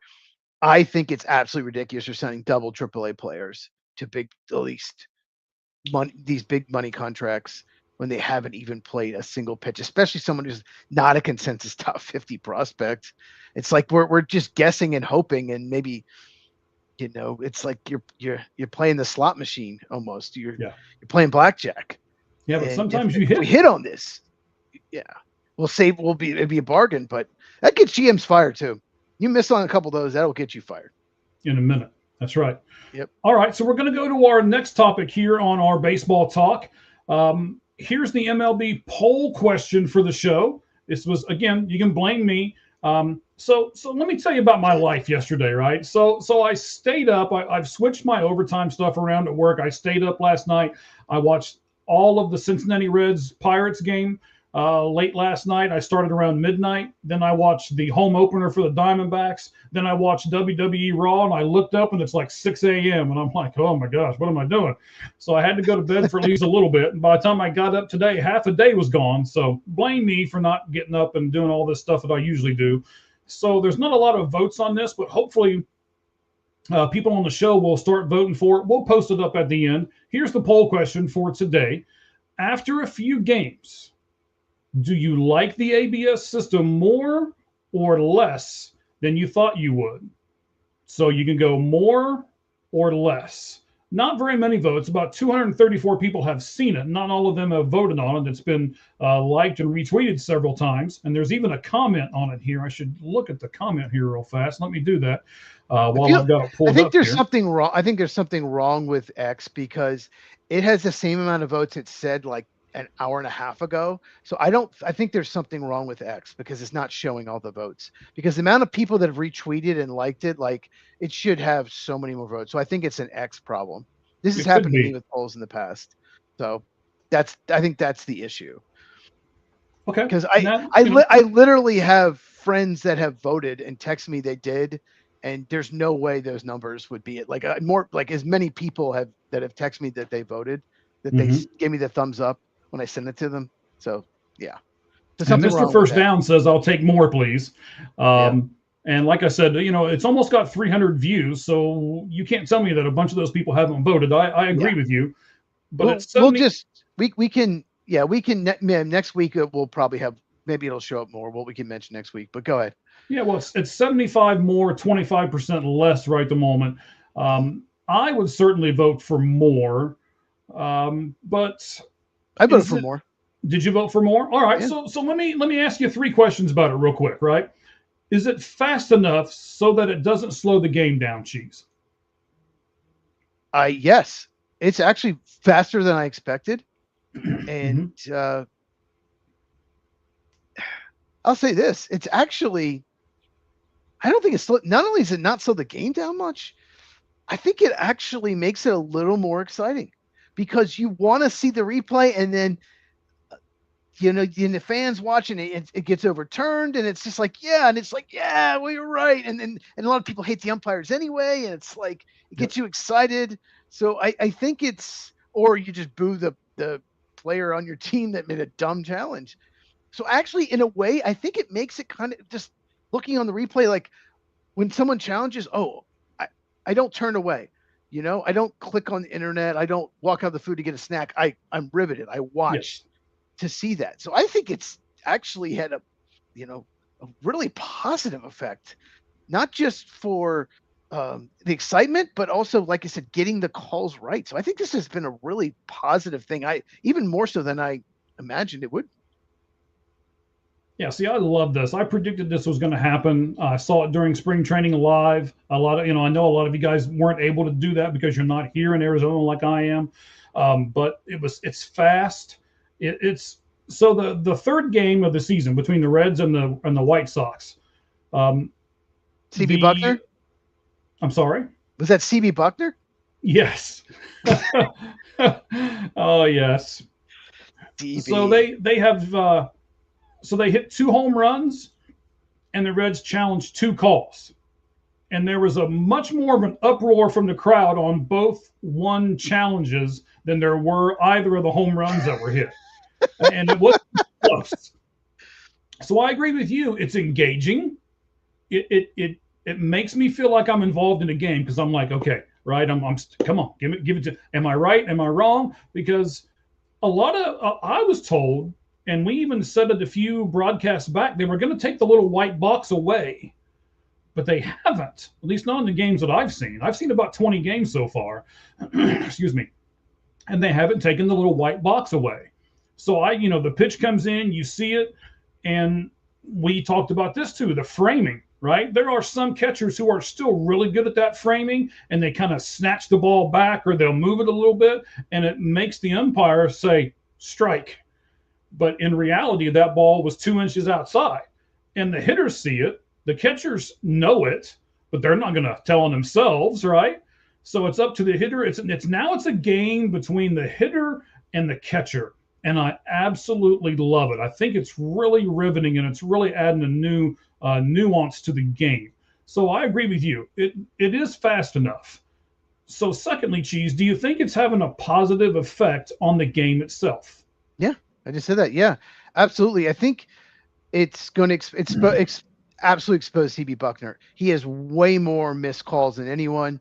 It's exposing the bad umpires. They got Angel Hernandez out before this happened, or he was even worse. I think Angel Hernandez got himself out before this happened. Yeah, but no okay. kidding. Disaster. But thing is, like CB Buckner, everyone hates him. He's the worst umpire in baseball. He's a joke. They won't fire him, which they absolutely should. And it's exposing him. And he's not going to change. He's an asshole. He's an arrogant. Family show. Mama Cheese is watching. Yeah, sorry, I said ass. Apologize, kid. But he is an arrogant. So you apologize by saying it again? Yes. I still remember when he made a horrible call. It was the Cardinals were the team. I don't know who the other team was playing. So the Cardinals team, Ollie Marmol, the manager of the Cardinals, comes out there. It was either his first or second year as a manager, and CB Buckner could not. You heard the mic. One of them was like, I guess Marmol or one of the players on mic. You heard it, and Marmol. CB Buckner couldn't argue his call because it's terrible. So he just said, "You just got here." That's all he said. "You just got here," screaming in Marmol's face. "You just got here. You just got." That's all he could say, meaning like, "Shut up, you're just a new manager," because he could not argue his point. Don't show me up. Like, I despise CB Buckner, and I think that this is a great thing. It's positive because we're exposing the worst umpires.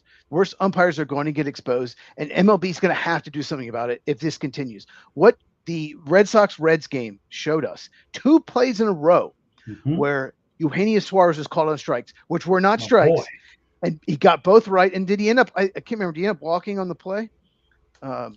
He ended up actually hitting into a ground ball that became an out, but. Not the point. She's not the point. But he could have hit a home run. Like the point. Sorry, but the point I'm trying to make is 2 in a row. He's made bad calls. So hopefully this will force MLB to do something about the worst umpires. So my last point on this, and we're probably going to talk about this for a moment. Do you think teams are using this rule to their advantage? The smart teams, I guess. The smart catchers, the smart hitters. The hitters that know the strike zone well. When you say use to your advantage, are you talking about something specific? Well, let me try to be the not so old man on the show, right? I think I figured out how to do this. I tried to do it last week and couldn't. I got with stop that face. I got with Ricky Logan, right, who was a fantastic producer for All Gloves Off Sports Media. He's done a ton of stuff. If you haven't seen the new show, The Sports Pulpit, just go look at it and wait till you see the graphic things that pop up on the side. That's Ricky Logan. I mean, he's fantastic. I gave him little things that I wanted, and he just went to town on it and created something magnificent. He taught me how to do this. Let me see if I can do it. Oh, look, there it is. So Codify here gives us, I don't think you can see my mouse, right, Cheese? You can't see the mouse on the screen? I cannot. Okay, I didn't think so. All right. So Listen to the comments if you can. Maybe I'm blind. No, that's okay. No, I don't think you can. I just wanted to make sure I was right. So on this tweet, you can see that some of the clubs are doing it really smart. That tells you what clubs have challenged how many times. And if you look at the very bottom, okay, I don't think I have well, wait a minute. Yes, I do. Actually, I can go over to this. Okay, so look at the bottom teams, the Rockies, the Diamondbacks, the Pirates. They've got losing records right now. And then some of these other teams that are challenging a lot, the Yankees, the Guardians, your Braves, the Orioles, the Reds, Miami, LA, they have all got winning records. And that's kind of what I mean here. Are they doing it smart? And you're saying, well, the smart teams are doing it. Yes. And I think this list tells us who the smart teams are, who the better catchers are, who the better hitters are, who know the strike zone better. It's the catchers and hitters. Pitchers don't challenge much, and they probably shouldn't because everyone wants to call. Every pitcher thinks Correct. They got that corner. So the catcher, it should be catchers and hitters. I honestly not even sure pitchers should be able to. I think it should just be catchers and hitters, but that's a topic for another day. But we'll see how it goes. At the end of the year, we're going to see some teams much better than others. It's just the way it is. But you also have more veterans in your team that know the strike zone. You have a manager that trusts. I'm sure certain players have more leeway than others. So, and like Alex Bregman, I don't think he's a huge walk guy, but he is really good at taking close pitches that are balls, right? He's very aggressive in the strike zone, but he's very good at that. So that's someone, if I'm Craig Counsell, 100%, anytime you want to challenge, you're good.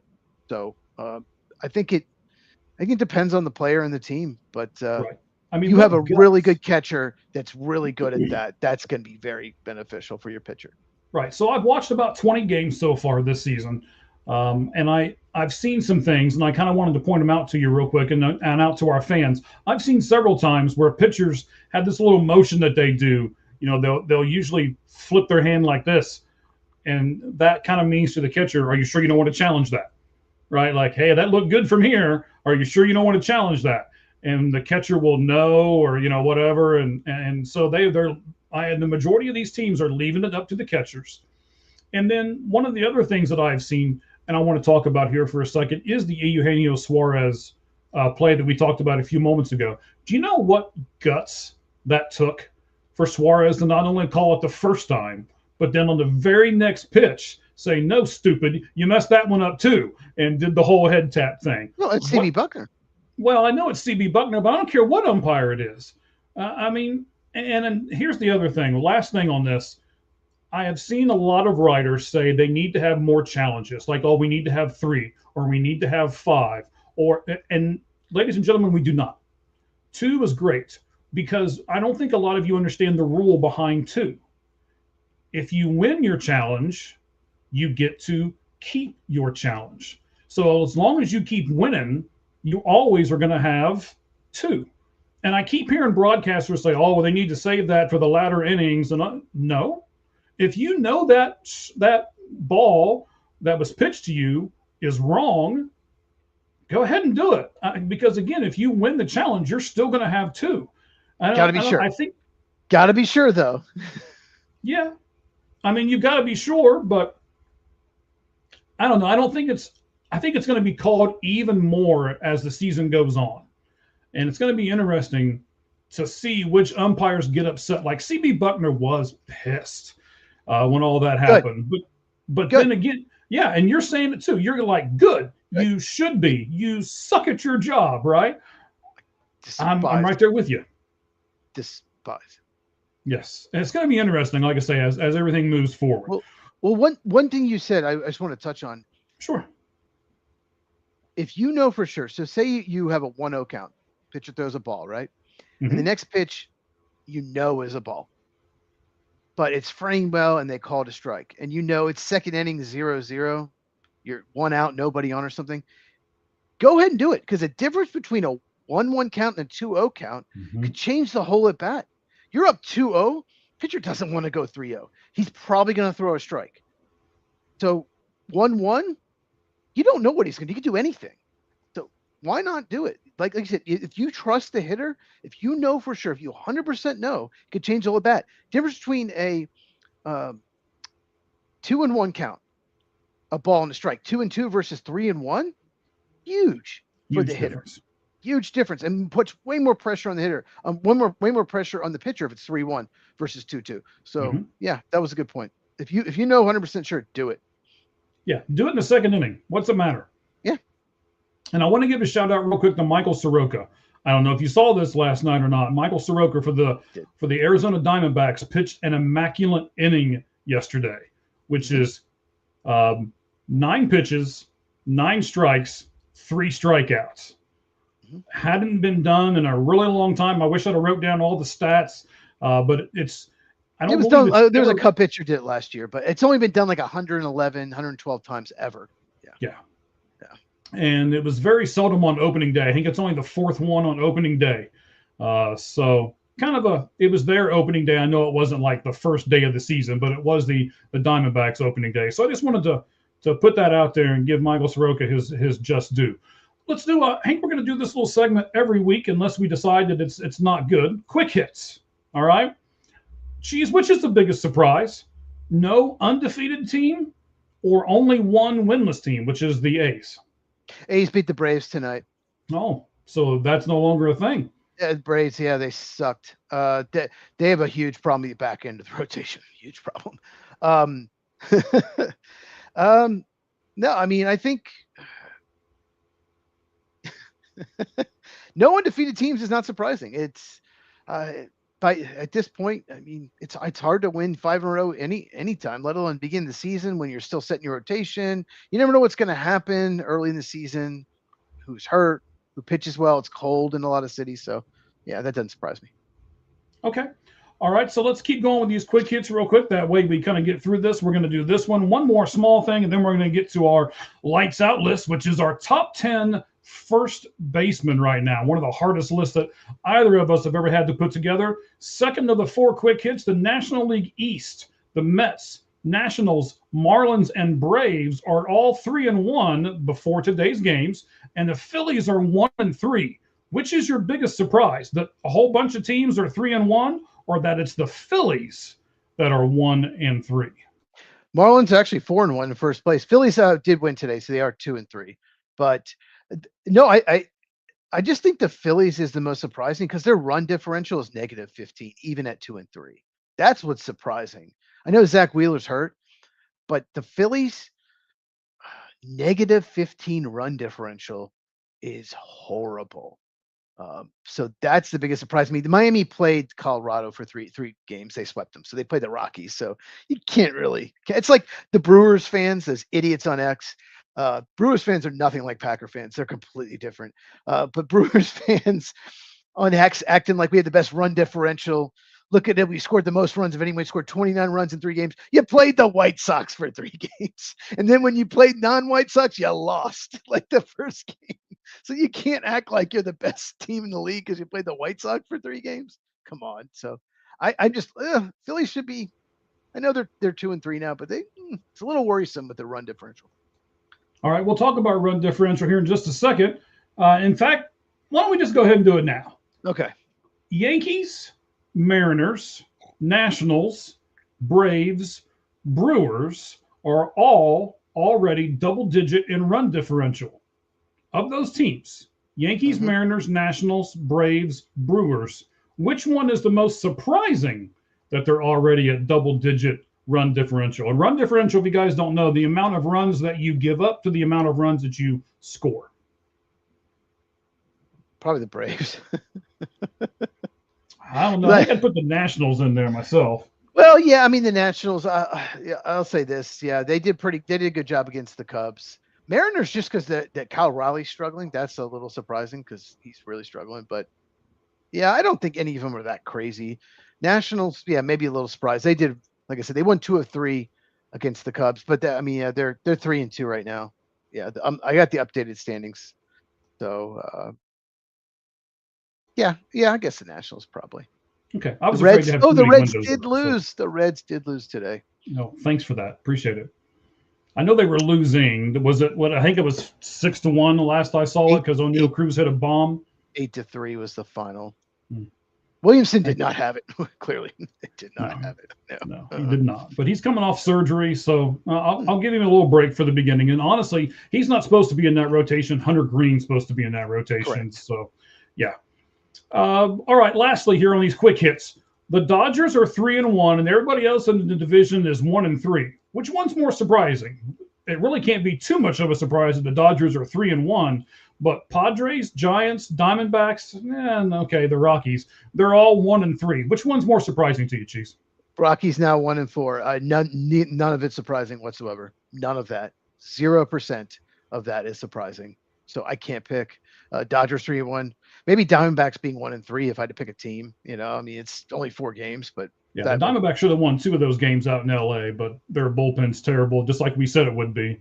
No lefties in the bullpen. So, I mean, there are some teams that are just they're good lineup, good rotation, and the bullpen's like the Royals. It's like the bullpen could be their closer was hitting 91 miles an hour against the Braves. They had a 2-0 lead going the ninth. They gave up 6 runs. Like yeah. if you're like the Royals and Diamondbacks are 2 teams that I picked the Royals. I don't know if you did, but you picked the Diamondbacks to make the postseason. It's like, yeah, look at their rotation, look at their lineup. They should, but the bullpen could be their undoing. Yeah. All right. So here at the end, we're just beginning the baseball season. So let's look at 2 of our biggest takeaways from this almost first week of baseball. I'll start with it. So I've watched a lot of games. I said like 18, 20, something like that. I haven't, kept a tally or anything of the games that I've watched, but quite a few. There seems to be no true, real leadoff hitters. Last week we talked about Pete Crow Armstrong and where would he bat. He's got the speed to be the leadoff guy, but he doesn't take pitches. He seems to be more into hitting them over the fence than he does just blooping things into center field. And that seems to be all across baseball right now. It's annoying to me that there is not a real good I'll go up there and take 4 or 5 pitches so that the guys behind me can see what this pitcher's throwing. I'll lay down a bunt. I'll do what needs to be done. Everybody seems to be worried about hitting them over the fence instead of just getting on base. What do you think about that, Cheese? Yeah, when I was a kid, the top 2 guys in the lineup didn't need to be home run hitters. They were guys that needed to see a lot of pitches, help the guys that are hitting 3, 4. 3, 4, 5 are your 3-run homer guys. People played for the 3-run homer. First 2 guys get on, maybe third. The 3, 4 guys were big home run guys that could hit the 3-run homer. If we hit a 3-run homer, we're probably going to win. So they were get on base guys. Yeah, Kenny Lofton, is a great example. Yes, he is. And that guy couldn't even get 5% his first year in the Hall of Fame. That's criminal. Sad. But that's a topic ballot for another day. But he's not on the ballot? No, he's not on the ballot. He did not. So I know you know this, but you have to get 5% of the vote to stay on the ballot. His very first year, he did not get 5%. So he got knocked off the ballot his very first year. If he got 50%, that would have been that would have been wrong. That's insane. Yes, because he didn't hit a homer. It's just the voters will go, how many homers did he hit? But yeah, I miss the guy that. The Cubs' first baseman, Michael Busch, is the leadoff hitter. Kyle Schwarber's been a leadoff hitter. They have no speed. I miss the guy that would get on base, automatic double. Like if he gets on a walk or single, he was automatically on second. I kind of miss that. I like me some Ricky. Yeah, Ricky Henderson. Yes. Vince Coleman. I remember I had a Vince Coleman card. I remember that when I was a kid. One of my first baseball cards was Vince Coleman. He was with the Cardinals? At the time, I think he was. Lance Johnson, White Sox. I had that card too. Mm-hmm. Yeah. Guess showing my age. Okay. Anyway, no, I miss it. It's a shame, but there's some lineups where everyone's going to hit like at least 12, 15 homers. Everybody. Mm-hmm. though. It's just a different game. It is. I don't like it, but it's a different game.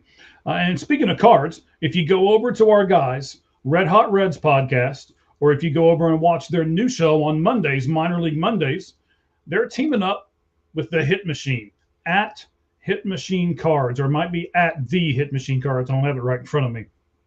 They're giving away a numbered, autographed Reds Minor League Superstar card.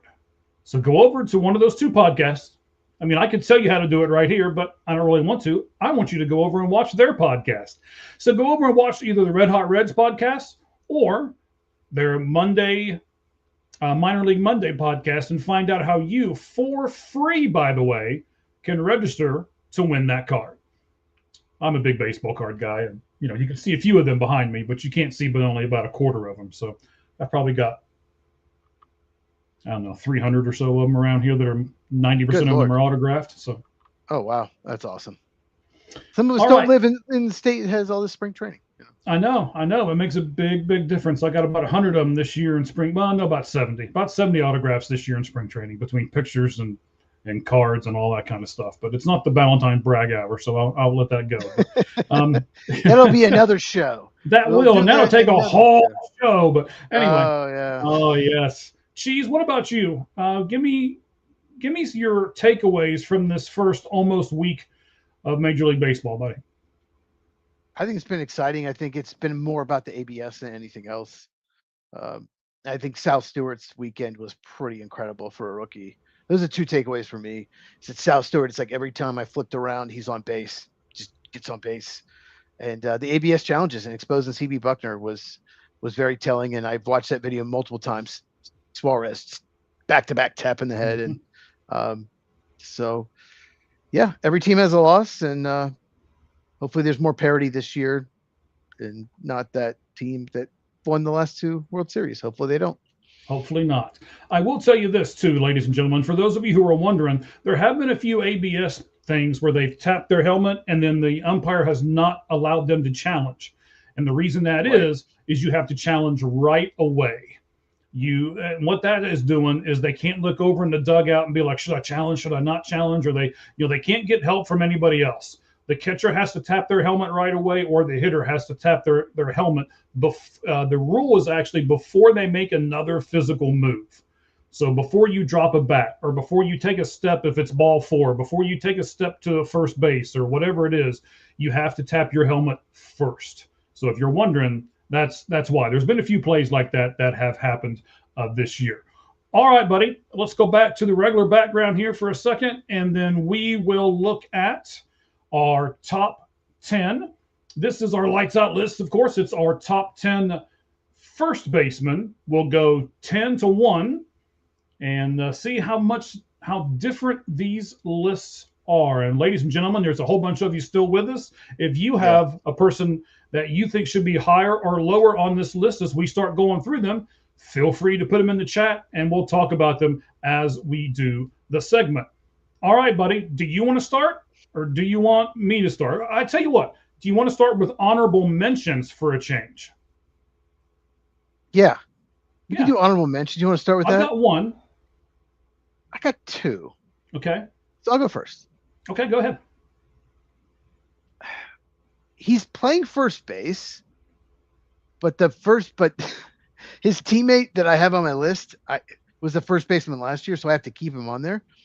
But Jonathan Aranda is for the Rays, I think will be on this list next year. When we do it next year, he will be on. But his teammate is now the DH, which I have on my list. I'm sure you do as well. Yeah.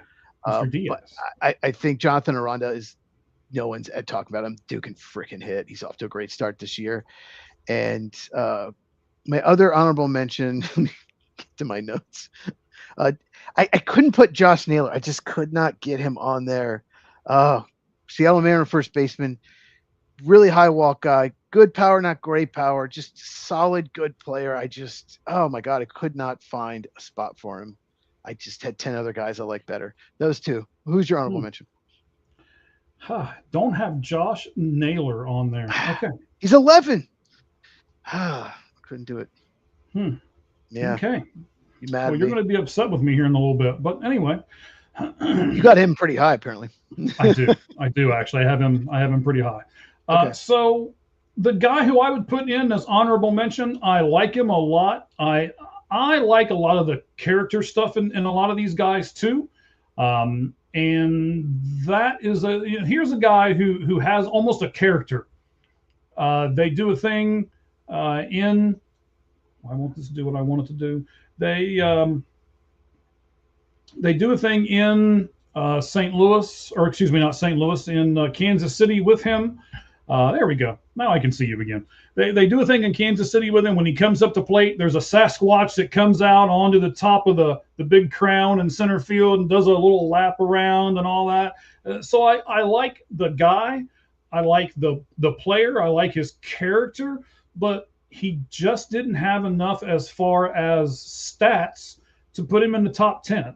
So for me, Vinny Pasquantino is number 11. So he's my honorable mention guy before we do our top 10.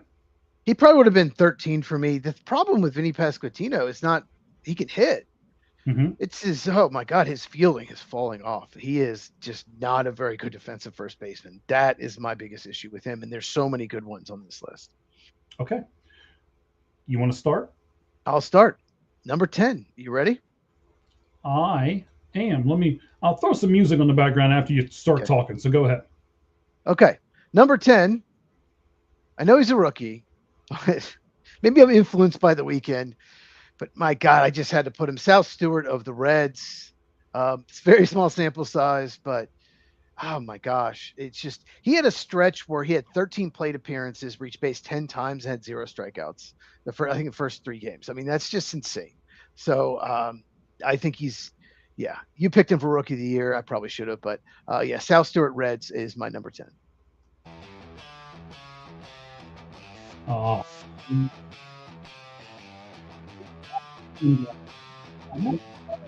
Me over the. Oh, you can't hear me?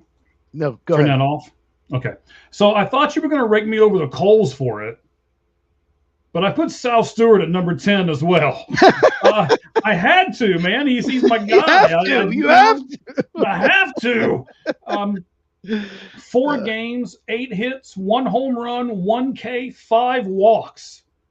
1 K and yes. And he homered. Those were his stats for the first week. It doesn't count his game today. He struck out for the first time yesterday in his 4th game. Yeah. I mean, you have to. I don't know what else to say. I know it's only been a week, and he may just go south, although I hope not, but I had to. I didn't have a choice. And I'll say this. I drafted my fantasy team, so that's good. So you must be winning that league, buddy. Anyway, I pitch it. Next up, number 9. Next thing. I have him probably lower than some, but he's just not a very good defender. I know he can hit. Obviously, he's one of the best hitting first basemen. He hit 38 home runs last year, 126 RBIs. Great. His defense sucks. Pete Alonso of the Baltimore Orioles. Originally, I did the list just offhand, had him 6, but moved him down because of defense. And some of these other first basemen, their offense is, right there, almost as good. So number 9, Pete Alonso, Orioles. All right. Well, we are not going to match because your number 9 guy is not my number 9 guy. Okay. My number 9 guy, 257 average last year, 20 home runs and 80 RBIs. And the reason those are pretty good numbers. But the reason why I dropped him down, kind of like your reason behind Pete Alonso, is his poor defense. This guy, 44 walks and 122 strikeouts. I'll say it again, 44 walks and 122 strikeouts. Wilson Contreras of the Boston Red Sox is my number 9 first baseman. I don't think he would have made my top 15. Okay. I don't have a problem with that necessarily, especially because of that last stat. I almost didn't put him on the list at all. Him and Vinny Pasquantino were neck and neck here. So I might even put Spencer Torkelson ahead of him. I don't think I almost did that too. I don't think I would have put Contreras on there. Not a big Contreras fan. Anyway, my number 8 is Rafael Devers of the San Francisco Giants. He's one guy. He used to be a third baseman, was traded to San Francisco. Boston completely screwed that up. So we moved over to first, and we did the third baseman list a couple weeks ago. he would have been higher than that but first base is stronger, so I couldn't put him higher than 8th. But he had, and I just I just lost my notes. Where did I go? I was scrolling out all my lists, but anyway, he was very good last year, offensive list. But I've lost where I had him. But anyway, Rafael Devers, number 8. Yeah, I didn't put him on this list because I considered him a third baseman, not a first baseman, especially with all the good first basemen. I was like, oh, wait, I can take him off the list. So I did 35 homers, 109 RBIs. There we go. Okay. Those are good numbers as far as that part goes. Number 8 for me, a 300 average, 25 home runs, 83 RBIs. And what bumped him up this list, and I'm going to bank you have him higher because you haven't mentioned him yet, and I know he's on both of our lists. I will right after you. Okay. Yeah. So, when we give stats to each other, we all have this stuff in our notes, and we're like, oh, I know who he's talking about. I know who he's talking about. He also had 175 hits this past season. That's Yandy Diaz. He is my number 8 first baseman right now. And that's why I mentioned Jonathan Aranda. Like, Diaz is now their DH, but you still got to keep him first base because he played first base last year. And Yandy Diaz is my number 7. So that transition there. Yes, I have a number 7. He's just one of those guys that got better in his 30s. He was a solid player, and then he just got better. And yeah, I think 25 home runs and hit 300 is really impressive in today's baseball. Just he's been one of the most underrated players in baseball for several years now, but makes the All-Star game, I think, every year. So yeah, Yandy Diaz of the Rays is my number 7. Who's your 7? All right. Well, I'm going to go out on a limb here and say that my number 7 won't even be on your list. Okay. All right. 261 average, 27 home runs, 75 RBIs. But I put him here more for his leadership capabilities and his leadership qualities than I did necessarily his production at first base. I think I came real close to taking him off the list. Okay. But as I started looking at character and all that kind of stuff, I put him back on it. Bryce Harper for me, number 7. Yes, number 7. No. We talk about Bryce Harper right now. My number 6 is Bryce Harper. Obviously he's not the same player he used to be, but it's still Bryce Harper. He still can hit. He still takes a lot of walks, and when I looked at that, I had him a little lower. I moved him up because his defense is better than I expected. So, Bryce Harper, my number 6. Yeah. Okay. So my number 6 might surprise you that he's this low. It's a small sample size. I mean, I know I put South Stewart at number 10 with a really small sample size, but I couldn't put Nick Kurtz any higher than 6. 290 average, 36 home runs, and 86 RBIs for the Athletics. I don't know what the heck city they play in right now, but Sacramento. Yes, Sacramento. So Nick Kurtz for me is number 6. So I know our lists have never been different, but I'm going to talk about Nick Kurtz right now. My number 5 is Nick Kurtz. We keep doing this. Okay. I guarantee you my next one's going to be different. Nick Kurtz, number 5. Yeah. So he had one of the best rookie seasons ever, 36 home runs, and he didn't even play what he played 2/3 of the year, something like that. He didn't even have 500 plate appearances, and Pete Alonso had over 700. Let's just put it that way. So Pete Alonso has 38 home runs and over 700 plate appearances. Nick Kurtz has under 500 and hits 36 home runs. He has gotten off to a terrible start this year. I don't care. He takes walks. He's got power. He was a top 5 pick. He's an absolute stud. I just couldn't put him, like you said, I can't put him higher than this because other guys, my top 4 is just, they're much more proven. They've done it year after year. All right, my guy got traded. My number 5 guy got traded, and I think that's really hard when you get traded to a different club and you're still expected to produce. But he did. He 160 hits. He had 29 home runs. Okay. Let's see here. Let me do the last one because I think it's really impressive, right? So let me add the 2 up.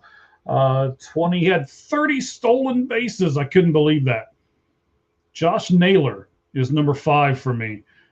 So, like I said, I know that's going to be different because you said you didn't even have him in your top 10. So I missed the stolen base thing. I forgot. I did. God, 30 stolen bases. He looks like a guy that would steal 1 or 2.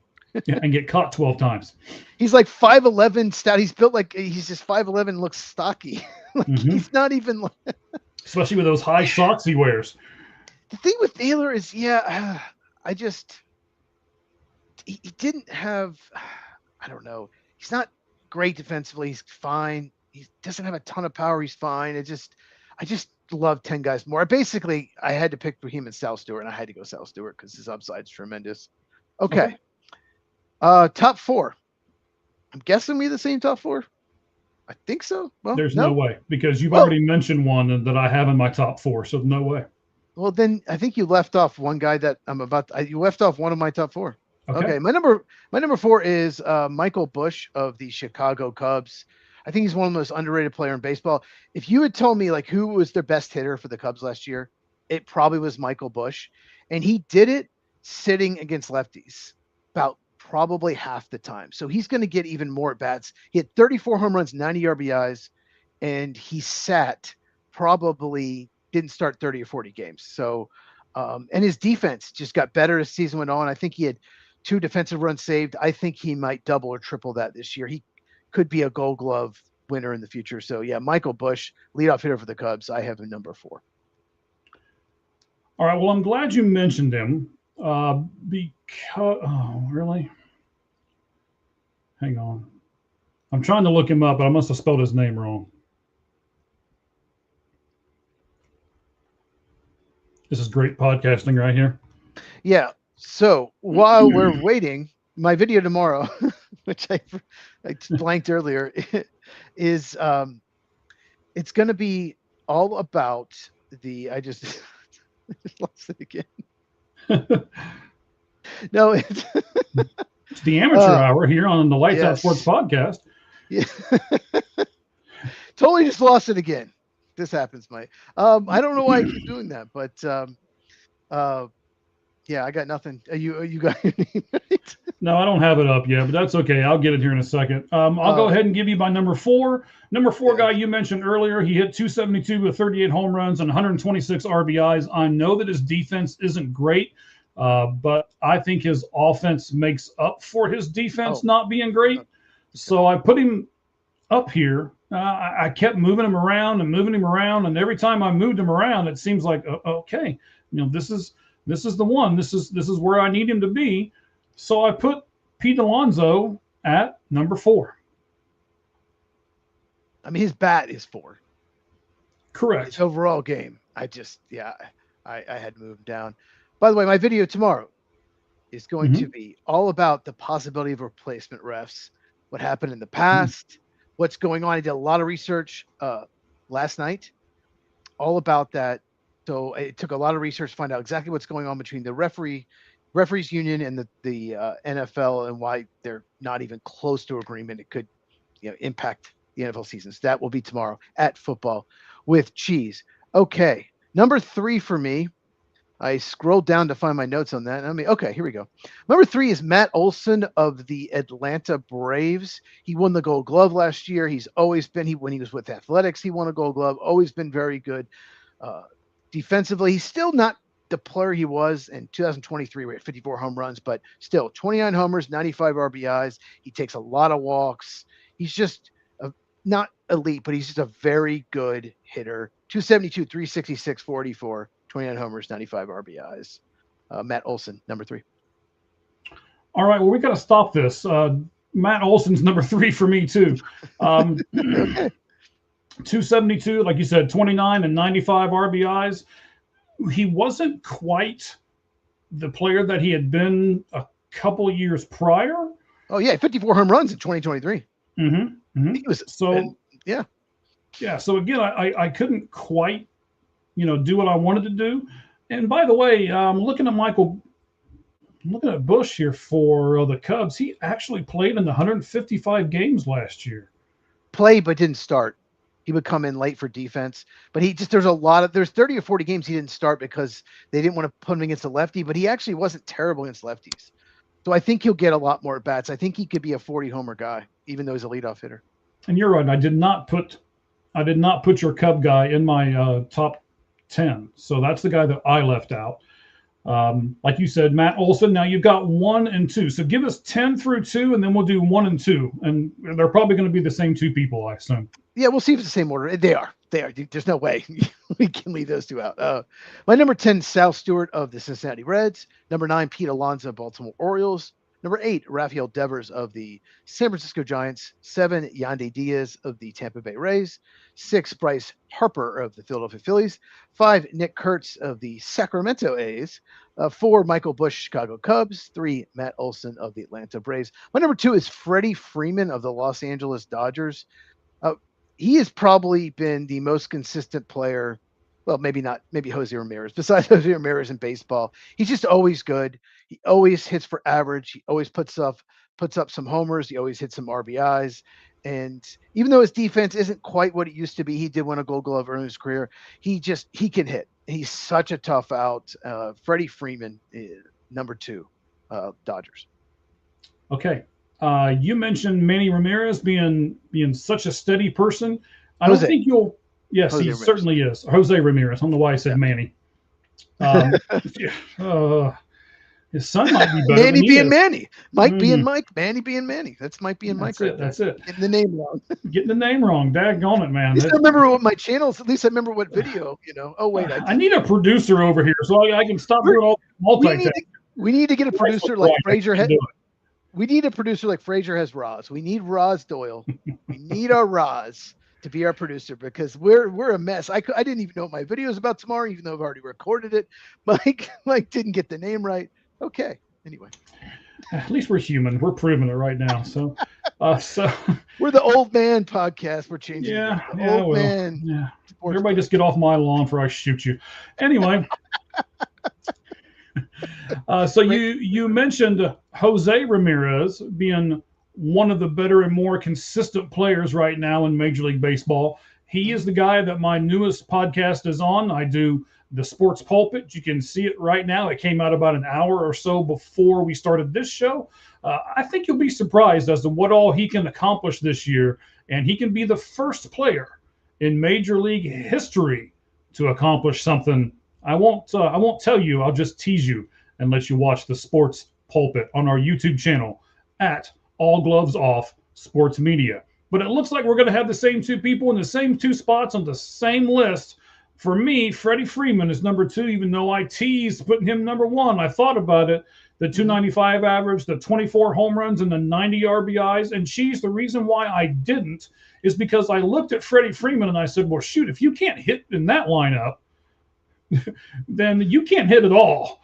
So that is honestly the reason why I bumped Freddie Freeman down to 2, and I put the person I'm sure you're going to put in the number 1 spot as well. Who'd you put number 1, buddy? I had to go Vlad Guerrero Jr. of the Toronto Blue Jays.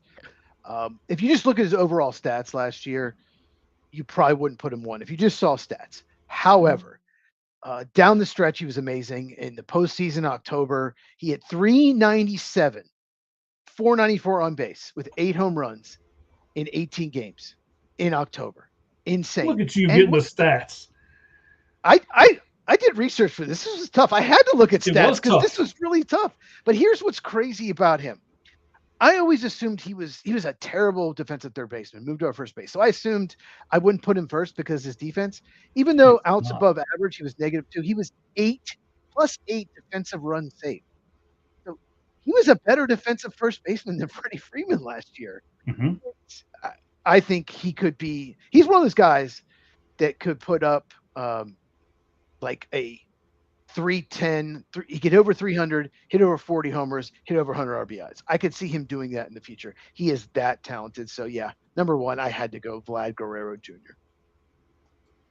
All right, and I did the same thing. I went Vlad Guerrero Jr. I'm looking for something here. I'm going to see if I put it up on. Oh, I did. Let me see. Let me remember how to do this. Can the old man remember how to do it? Yes, Great he podcast. can. Mike will sing. If you subscribe to the channel, we hit a certain amount of subscribers. Mike will sing for you, and he'll start a singing only podcast. Let's not go that far. Now, let me go back to us here. Let us know in the comments if you want to hear his beautiful voice. Let's not. All right, let me see if I can play this. I think it'll pop up. Yes. Look at this. Okay. I think I have to go back over here and hit play. Now, this is what Vlad Guerrero gives you leadership and respect. And I want to ask you, Cheese, if this is a big deal. I don't know if you can see it yet or not, but watch watch what's going to happen here. Okay. There goes Max Scherzer. Oh, there goes Vladdy. Vladdy stops and lets Max Scherzer go out first because he knows that Max Scherzer wants to go out and lead the team out when he goes through his stuff on his day. Is that a big deal, do you think? I mean, that's just something that Vlad does that people don't give him credit for, right? Beyond the stats. That's a respect thing that he's given to a pitcher who's been in the game for a long time. What do you think about that? I love it. Absolutely love it. He knows. And Max Scherzer appreciates pride more than anyone. Yeah, I bet he does. Just a lot of little things like that are important. And his father was an all-time great, and so he learned, probably his dad probably taught him the respect, that you show respect for your teammates and everything. It's kind of crazy that he looks physically nothing like his dad. His dad was this tall, skinny, lanky dude, and he's this like a little bit shorter, stockier guy. It's crazy, but they're both incredible right-handed bats. I still remember. I got to tell just real quick about his dad. I got to tell his story. Greg Maddux he has the best stories. I absolutely love them all. And how he set up pitchers and how he sometimes would give up a home run in a game that they're up 8, throw it right down the middle so he can set the guy up later in the season. Like he did that.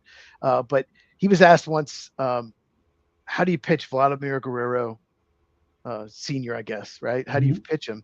And he says, with his long arms, he hits all my pitches out of the zone, and he hits them well. Like I've never seen a hitter hit everything for a hit. So I just throw it down the middle. Might as well get a strike. So he threw it down the middle every time. That's funny. Better chance of getting him out just throwing it down the middle, because at least it's called a strike if he doesn't swing. Right? You got a 50-50 shot, right? Yes. But he was a great bad ball hitter because of those long arms. He was such a good bad ball hitter. And his son is, I remember when the Blue Jays signed him internationally, because Dominican Republic, he got the biggest bonus. The Blue Jays gave him the most money, so that's why he ended up with the Blue Jays. Yeah. That's what happens in this sport sometimes, but that's all right. Yeah. I had Sal Stewart, Wilson Contreras, Yanni Diaz, Bryce Harper, Nick Kurtz, Josh Naylor, Pete Alonso, Matt Olson, Freddie Freeman, and of course, the guy we just showed, Vladimir Guerrero. All right, buddy. Hey, this has been fun. We did a lot of baseball stuff today. Started everything off with the football. Can't wait for the draft. We got Med Smith that we just announced today that we know is going to come on the draft show with us. We're going to do that the Sunday before the draft. I can't wait for all of that. That's going to be fantastic. I know you are really excited about the draft. It's my favorite time of year, my favorite weekend of year. Draft season, month of April is my favorite. Like I said, I do so many draft videos. I got rankings coming. I got individual prospect videos coming. Those are fun. The Mendoza one was kind of long, but most of them are 4 to 6 minutes. Mendoza probably went about maybe 9 or 10. I can't remember. But so we have all that coming in mock drafts. Every Monday we'll do one. And the Sunday before the draft, 8 Eastern, 5 Pacific, here on the Lights Out Sports Podcast, we will do a draft. And it was so much fun last year. I can't wait. Me too. I'm not drafting anybody, so I'm loving it. You guys draft all you want. I'm just going to host, so it should be great. I appreciate everybody that's going to come on. I appreciate all of you guys for listening to us. A ton of people listened to us tonight. We got some good comments, so we're very happy with the show. We thank you guys for making this show what it has become. Not only that, but everything on All Gloves Off Sports Media, including the Sports Pulpit that just took over, Red Hot Reds, the Minor League Monday that we're doing, and of course, Cheese on his podcast, At Football with Cheese. Anything else you want to add to the end, buddy?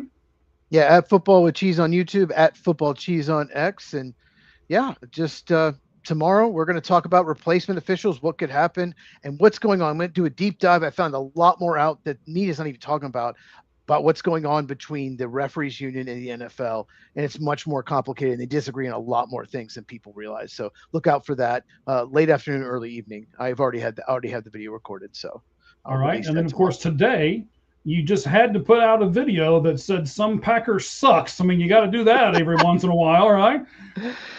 Yeah, so I'm not a big fan of the Packers general manager. I mean, he's better than Matt LaFleur. I'm not. That duo is just not working out, in my opinion. I think the Packers underachieve. They definitely underachieved this year. But Brian Gutekunst, I just break him down. He's been the GM since 2018, and it's not getting better, in my opinion. And I think it's time for a change. And they had an opportunity to fire him, and I went over all the reasons why they should. I gave him credit where credit's due. He has made some good moves, but I called him out for all the mistakes he's made. And his since he drafted Jordan Love in 2020, which was great, he has not hit on a first round pick since, and that's a problem. But Duke Tobin's your Bengals GM, so you know all about that. It's true. I certainly do. And Shamar Chase. That's it. Him and Burrow. That's it, man. All right. So we certainly appreciate all of you. Thank you all very much. And as we always say at the end of the Lights Out Sports Podcast, the only thing that's fair in life is a baseball hit between the third and first base lines. Good evening, everyone.